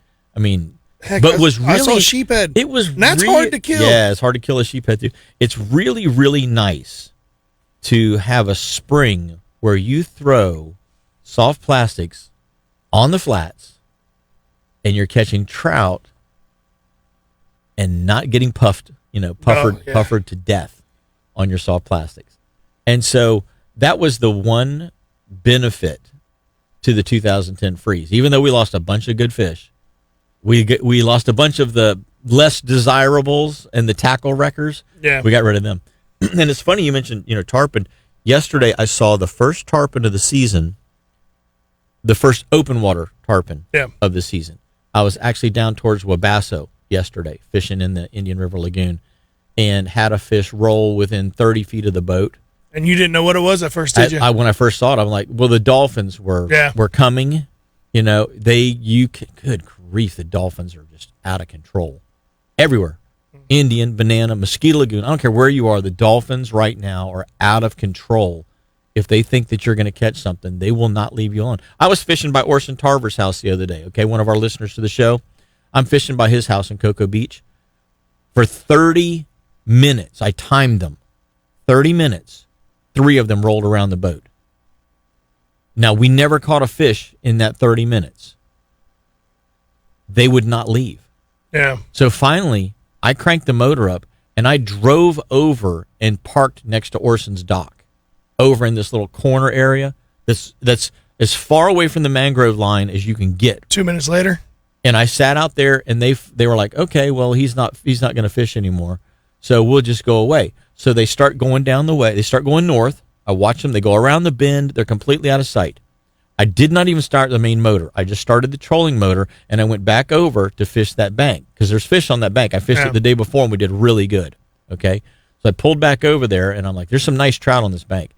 No sooner than we spot lock, here they come back again, and they brought 2 more. Now there's 5 of them. circling the boat. And I'm like, I'm done. I'm just give up. So yeah, they're frustrating. They're very frustrating. But I did see this open water single tarpon roll yesterday within 30 feet of the boat. He was actually rolling towards us, and he was probably 35 pounds. Yeah. He was probably right at, I'm going to say, about 50, probably 55 inches long in total. So he was a nice juvenile fish. That would have been great if we would have hit our shrimp, but he didn't. But it was nice to see one. So it's like, okay, it's spring's coming. And I saw my first butterfly yesterday. Now, it wasn't a white butterfly. See, it wasn't a tarpon fly. It was a yellow one. See, now but I hear other stories. I did see the first one. So I hear white butterflies, and I think cobia. You hear white, that too. And you go tarpon. Well, see, but is it the distance between? I don't know what it is, but you guys seem to get the tarpon or the cobia and the white butterflies at the same time. We get the white butterflies down here a little farther south. Why are we talking about this and letting people know? Well, but I have a cobia bush. Yeah. My cobia bush tells me when it's time because it blooms, and the cobia bush is in full bloom right now. So that's the other reason that I know that there's cobia. Not just the manta rays jumping out of the water. I mean, hey, Stevie Wonder, here's your sign. Jumping manta rays. No, it's the cobia bush has been blooming for a week, and Glenn Austin called me, and Glenn told me, he goes, "Hey, I got on some cobia," and I'm like, "What?" And then of course it blows 15 to 20 every day. Like, I'm gonna go out. Yeah, so I can't get out there, but yes, it's interesting the different signs that we look for, and when you see them, you're like, "Ooh!" Like yesterday, I saw that first butterfly of the season, basically, and I was like, "Ooh!" And then I was like, "Oh, it's a yellow one," but it's still a butterfly. Yeah, it's a butterfly. Well, let's talk a little bit. You were talking earlier in the show about stuff that you like to throw. Yep. And sometimes it's not necessarily quote unquote saltwater gear or known to be saltwater gear. No. Now wintertime, we're coming out of winter into spring. A lot of tournaments for me are up here, even with charters and stuff like that. I've downsized. We talked about the Ned rigs and stuff like that. Yeah. Well, in the wintertime, redfish, they kind of switch over to crustaceans. Yeah. A lot. Shrimp, crab, and even, snails, clams, digging into oyster crabs. I swear they've got the most expensive diet. I had a client that we kept, it was like a 21, 22-inch redfish they wanted for dinner, which, okay. That thing had 3 stone crabs in his belly. I'm like, man, you eat better than I do, fish. Yeah, good really. Lord. That's $54 a pound. Yeah. Is it that much now? I thought it was still like $25 a pound. Good. It's crazy. So I've found a couple things. This isn't quite the color because I didn't have the color that I normally use is in my boat. Right. So this is just what I have. The green, remember like I was talking about green and red. Yeah. But so we got a green jig here. I'm going to pull it up and I'm going to walk up to the camera so you guys can see it if you guys are paying attention. And here's the funny thing. This little jig that I got in my hand, it's really expensive. It's $2.99. It's an expensive little jig. Yeah. Where you can go get a Miradine for like $12. So it's expensive. Here, I'm going to go up the camera so I can show you here. Yep.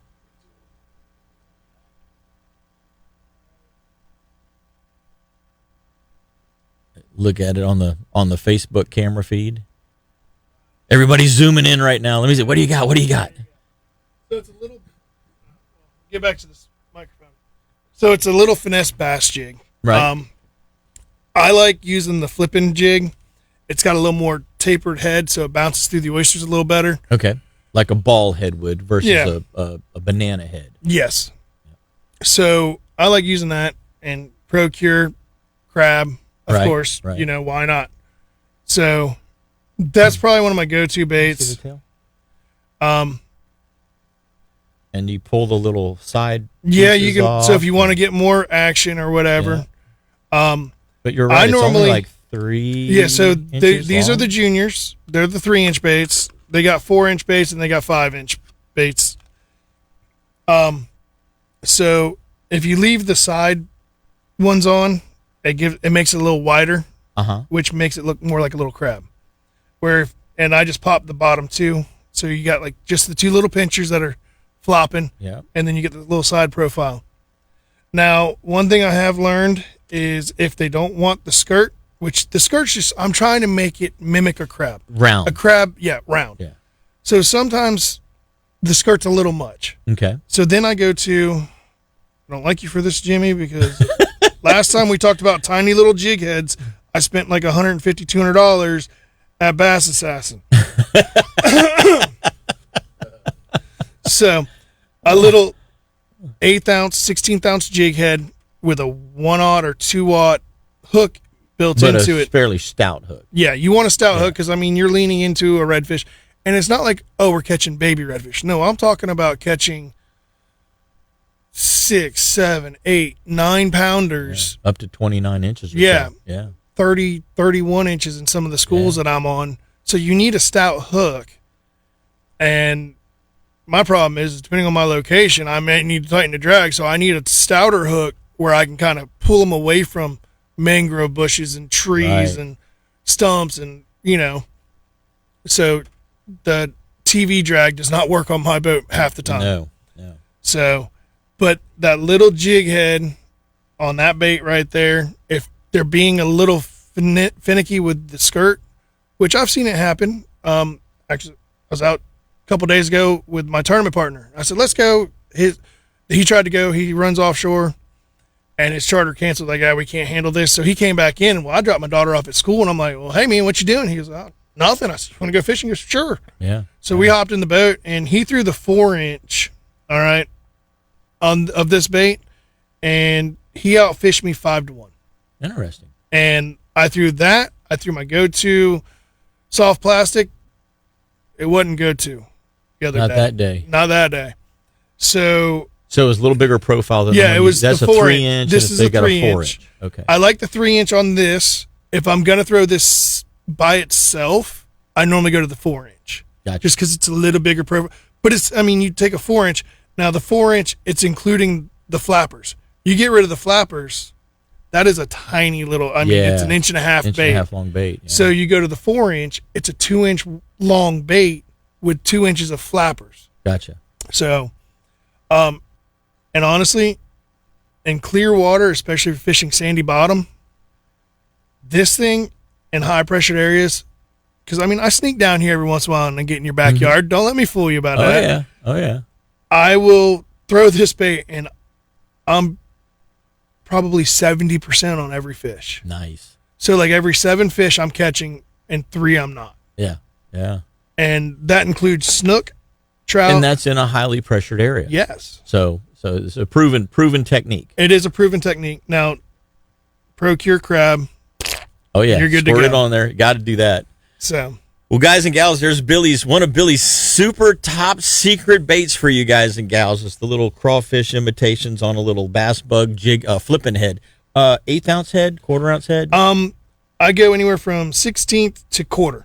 Okay. If I need distance, 1/4. Overall, 1/8. 1/8. Yeah. Gotcha.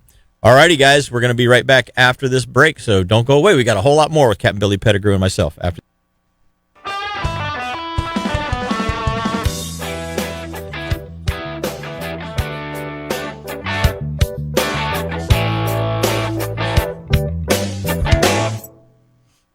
Hey guys, Captain Blair Wiggins here. I'm sure you're aware of the ongoing projects out there that are aimed at restoring seagrass and water quality in the Indian River Lagoon system.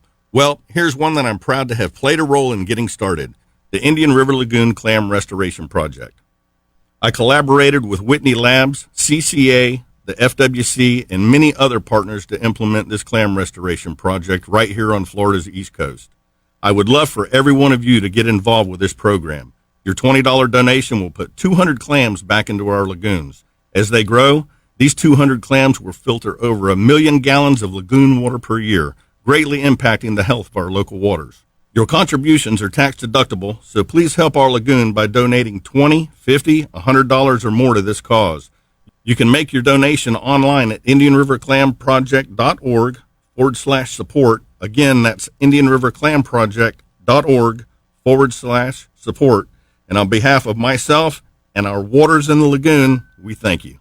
Sunrise Marina Bait and Tackle Shop. They've been serving Brevard County anglers for over 25 years. Sunrise has all of the gear that you hardcore anglers need for a productive day on the water, and they've got frozen baits like ballyhoo, sardines, squid, and more. Plus, Sunrise Marina has a great selection of live baits, shrimp, pinfish, croakers, mud minnows, fiddler crabs, and a whole lot more. So if you're looking for tackle, rods and reels, boating accessories, fresh made sandwiches, or your favorite beverages, Sunrise Marina has got everything for you, and you can ice it all down with some bagged or bulk ice at their convenient, trailer boat friendly drive-thru. Sunrise Marina also stocks some really cool nautical gifts, as well as the performance clothing and casual clothing that anglers like you and me like to wear.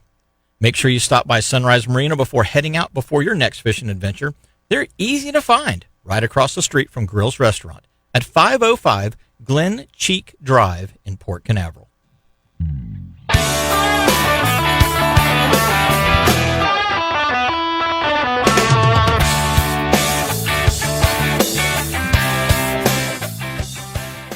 Hey guys and gals, welcome back. It's time for the Starbright Cleaning Solutions segment of the show. And of course, that means that we get to talk about one of the brand new products from Starbright.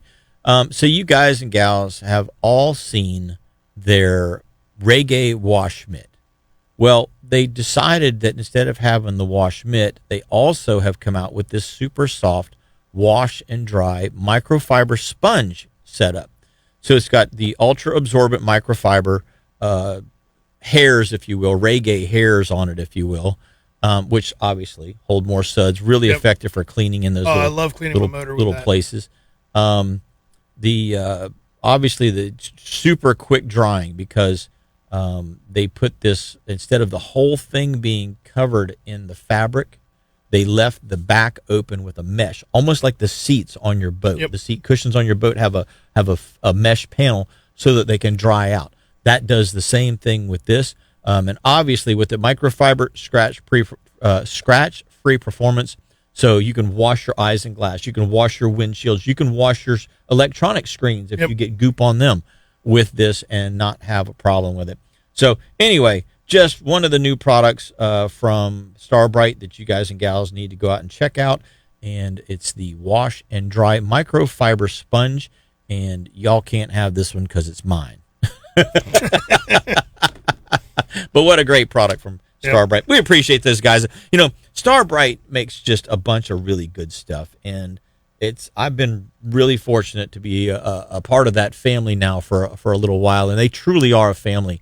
They are some of the best people in the industry to work with, and you can't say that about everybody. No, but you can definitely say about it the crew at Starbright. Just a fantastic crew, constantly trying to push the envelope on their products to make sure that they work the way that they're supposed to work and that they're relatively or as environmentally safe as they can be. And the other thing about Starbright, any product that you buy from Starbright, they take a percentage of that sale and they put it back into restoration efforts, whether it's mangrove replanting, whether it's helping out with the clam restoration project. There's various other things that they do all over the place. And so Starbright is one of those companies that, you know, they give back to what it is that we enjoy doing. And I'm all about supporting companies that are trying to support me, and the way that I want to live my life. Yeah, I used to live off of the hull cleaner on my old boat, being fiberglass and running that dirty water. Yeah, that tannin stained water would just eat your glass.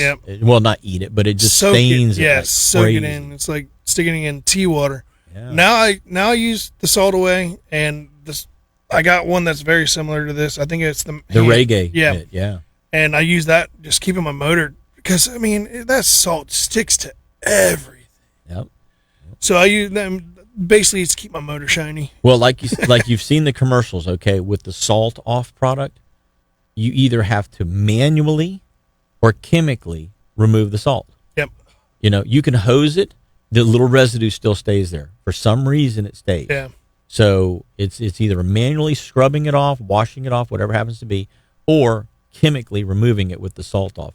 So one of the things that, we're off on another Starbright product, but one of the things that I do, so I get home yesterday, I use some hull cleaner on some heavy staining that was in my boat.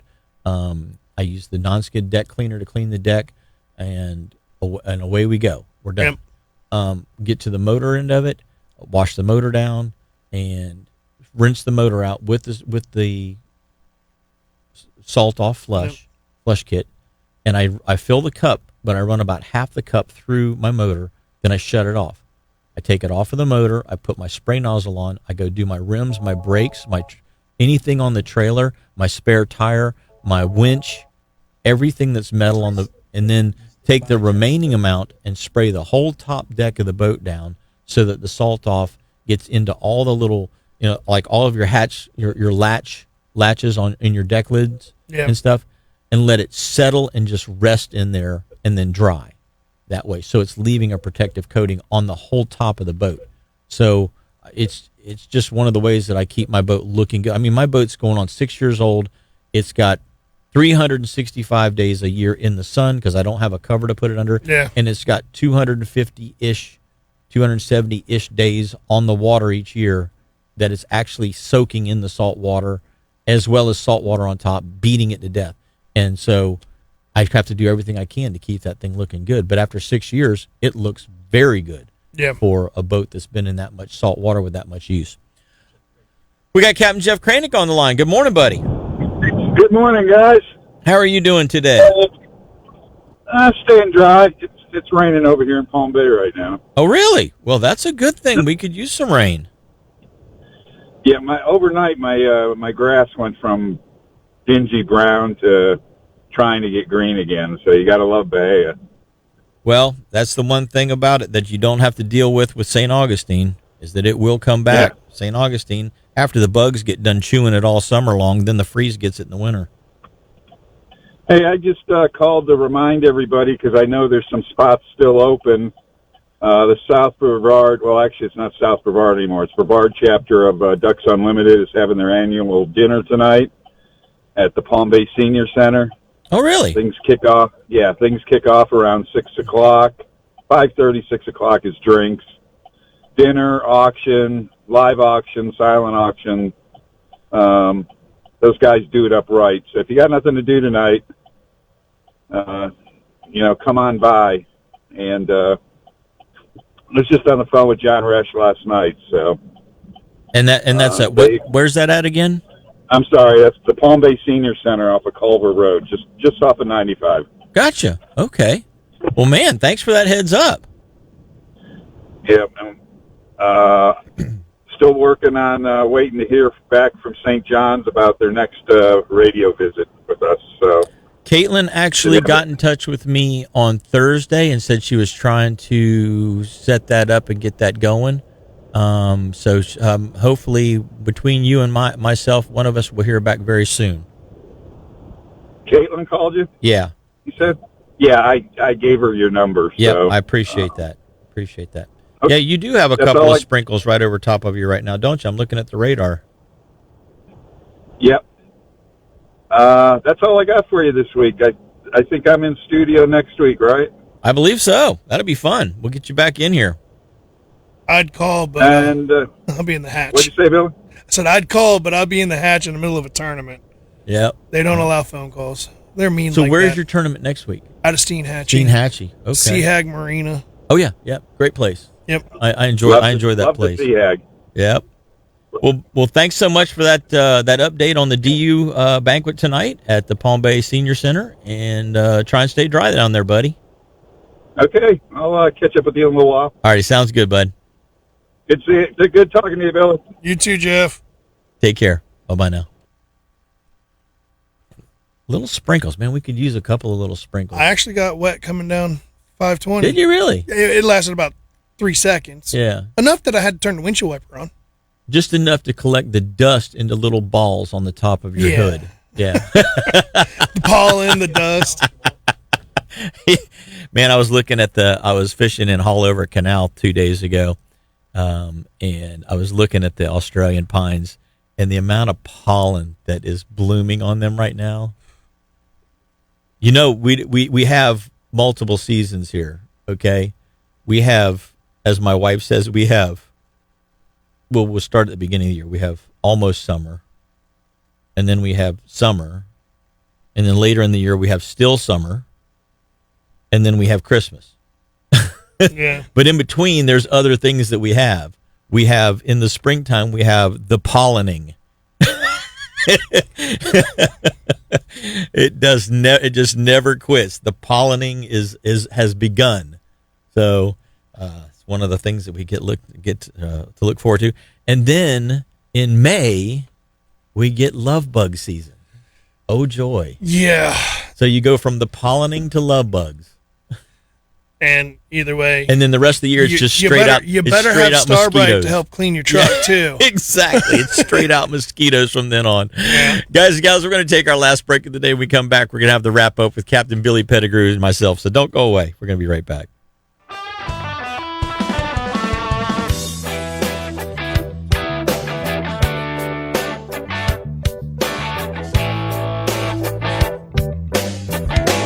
StarTron enzyme fuel treatment makes all engines run stronger, smoother, and helps them get better fuel economy. The enzymes in StarTron improve the quality of all fuels so engines start easier, even if they haven't been run for several months. Don't just stabilize your fuel, tune it with StarTron. StarTron enzyme fuel treatment can also be used in 2- and 4-stroke engines, trucks, lawnmowers, generators, motorcycles, four-wheelers, basically anything that runs on gas. You can also get StarTron diesel fuel treatment for your truck, boat, or tractor, or construction equipment. If you want to fuel more power, tune your fuel with StarTron. Is your home under attack from pests or termites? Or have furry wildlife made themselves way too comfortable in your attic? At Integrity Pest Management, they specialize in getting rid of pests, termites, and wildlife safely and effectively. With years of experience and commitment to integrity, they protect your home from unwanted invaders using eco-friendly and efficient solutions. Don't wait for the damage to pile up. Call Integrity Pest Management today for a free inspection and let them restore peace and security to your home. Call 321-637-1199 or visit them at integritypestmanagement.com. Integrity Pest Management, where your home's safety and your peace of mind are their top priority.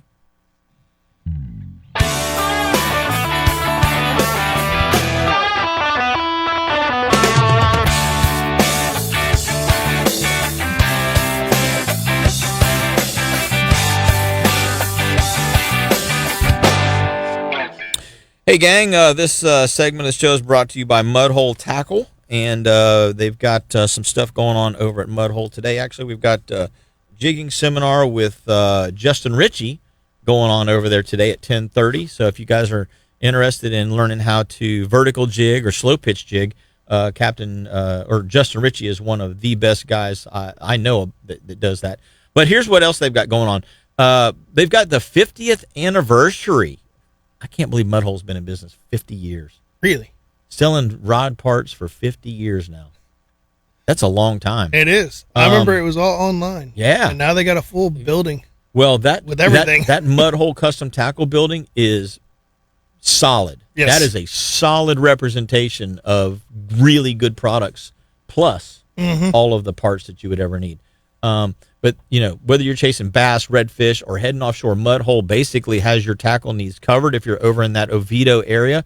You know, if you're fly fishing to king fishing, doesn't really matter. They've got something for you.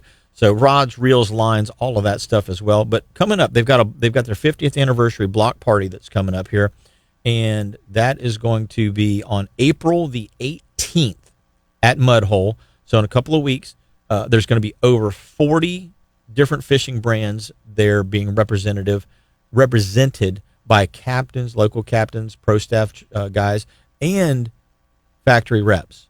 So if you want to get a little more in depth, a lot of times the factory reps have that information for you as to what particular product may suit your particular fishing style best. Free seminars, giveaways all day long, and exclusive event-only deals that are going to be going on that particular day. There's going to be some food trucks, and obviously, as with any fishing type of an event, it's typically very family-friendly. Last year, they had about 500 people attend the event, and hopefully this year they will top that.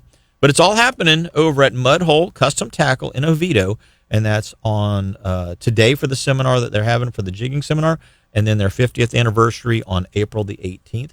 And Mudhole Custom Tackle, your new home for fishing in Central Florida. So we appreciate those guys becoming a sponsor of this segment of the show. Also, April 21st, we've got the St. Johns River Water Management District meeting coming up from 6 to 8 p.m. We're going to have some more information on that next week with Captain Jeff Kranick, so make sure that you don't miss that show next week, because that's your chance to kind of get in and see what it is that St. John's Water Management is doing on a day-to-day basis. And some of the stuff they're doing is actually really good. Yep. In the past, we have been able to be very critical of some of the things they've done, but they're trying to rectify some of those things and work within their means to be able to get them fixed. And in my opinion, as a saltwater fishing guide, seeing what they're doing to redirect fresh water away from the lagoon, in some cases it's like trying to get elephants to jump through a hoop, because the area's been built out. But some of the things that they've done and some of the storage areas that they've created to be able to help turn the flow back around and get it into the St. Johns River where fresh water belongs, yep, has been nothing short of a miracle in some places, in some cases. So really, really excited for those guys to be back on the show. And we're also going to be talking a little bit about the herbicide vegetation, aquatic vegetation management. So it'll be you guys and gals' chance to kind of ask questions if you have them about that particular thing that goes on. So anyway, we're looking forward to having those guys and gals back on the show. Billy, tournament fishing is not easy. Weekend fishing is not easy. And so some of these techniques and tips and things that we've given out today obviously are going to help that weekend angler find more fish, catch more fish. But Friday afternoon is a perfect time to sit down and look at what's my weather doing, what's my barometer doing, what's my water temperature doing. And when you get to the water, you sort of have a little bit of a game plan already formulated before you get there. You could even have certain lures tied on based on what you think that those conditions are going to give you as far as a bite goes. One of the things I see, guys will show up and I don't know if they just did not pay any attention to what was going on with the weather or not. I mean, I'll see guys in the middle of winter showing up with popping corks. And it's like, probably not going to work. And I'll see guys show up in the summertime and they'll be trying to throw a live shrimp when it's a croaker pigfish bite, or a whatever. And so time of year is definitely very important.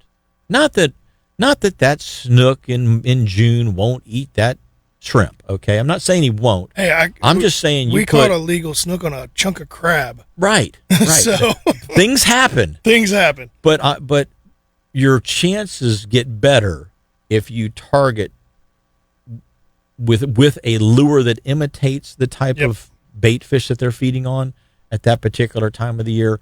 Your chances increase greatly than if you're using something that they're just really not accustomed to eating at that particular time of the year. Yeah. I'm not looking forward to it because now I got to start pulling out the cast net to get bait fish that are going to start showing up and start throwing cast nets in the morning. I'm not a cast net guy. But I mean, you got to do what you got to do. If they're it's funny you say that because I love catching trout and I love throwing saltwater assassin 5-inch sea shads over the grass flat, over the potholes to catch my big trout or to catch any trout. Yeah. Okay. And in April, late April and early May, I mean, that's my pattern is topwater plugs, salty snacks. I love the salty snack, especially first thing in the morning if it's calm. Little chop on the water, Rapala skitter walks, slick calm conditions, straight shad bait, straight the 5-inch, the native shiner color or the gold pepper shiner color are two of my top go-tos.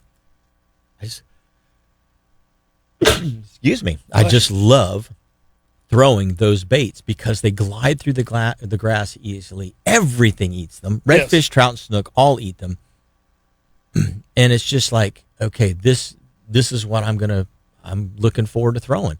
But then you see that guy, and he's got, the pop and cork and shrimp, or he's got the slide and sinker rig with the black steel on leader and the 1 ounce egg sinker and the 2 red beads on either side. And he's fishing in 1.5 foot of water. Yeah.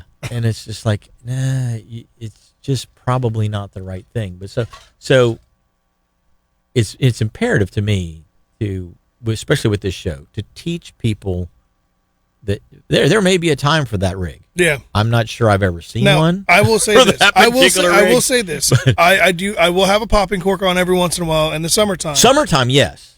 Springtime, but middle of the winter? Well, even in the winter. But here's what I'm doing. I'm not popping it. Yeah. I may just let it float.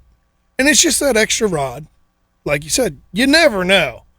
We'll be fishing, chunk baits, whatever, throwing little jigs, and I'll have that shrimp out the back of the boat just because.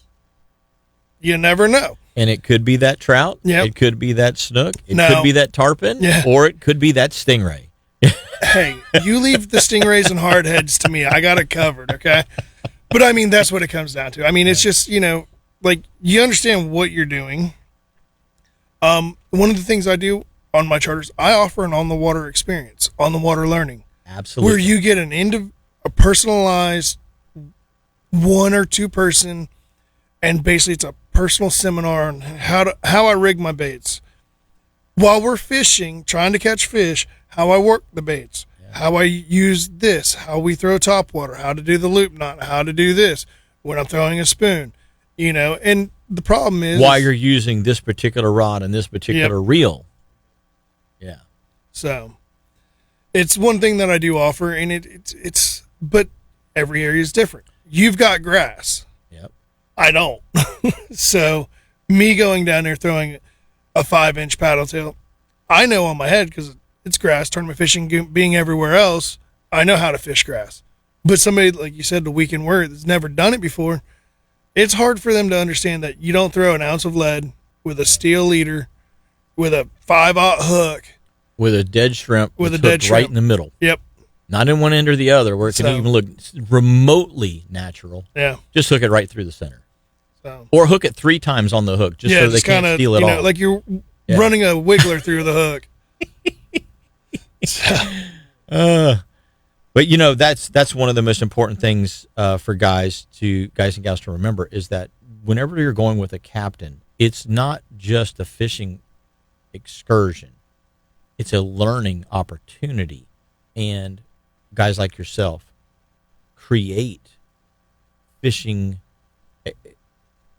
instructional fishing charters so that your customer steps off the boat better than when he steps on. Yep. I always feel like if my customer steps off the boat and they're a better angler than when they stepped on, that's a win. Yep.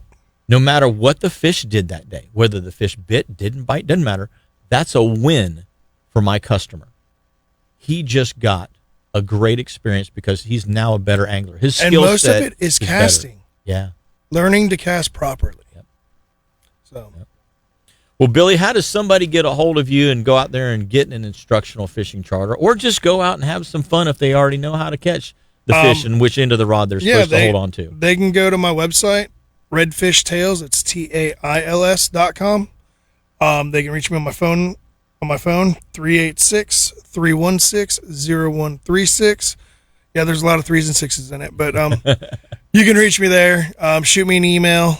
It's on the website. I got online booking, so you don't even have to call me if you don't want to. Be like, hey, we're just going to go, and we already trust him. We heard him on the radio. Yeah. So, but yeah, so redfishtails.com. And for the next couple of weeks, it's basically going to be weekdays only because you're going to be gone on the weekends. I'm gone. It's tournament through April. Weekends are going to be hard. Yeah. So, but good good buddy, times. I appreciate you coming in. Absolutely another great show as always. Yep. Giving the little tips and tricks that the guys need out there to go catch I ain't afraid to their give next away redfish. secrets. Hey, I know what you mean, brother. I'm the same way. So guys and gals, until next week, do exactly what Captain Billy Pettigrew and myself are going to do. Get out there and catch yourselves a memory.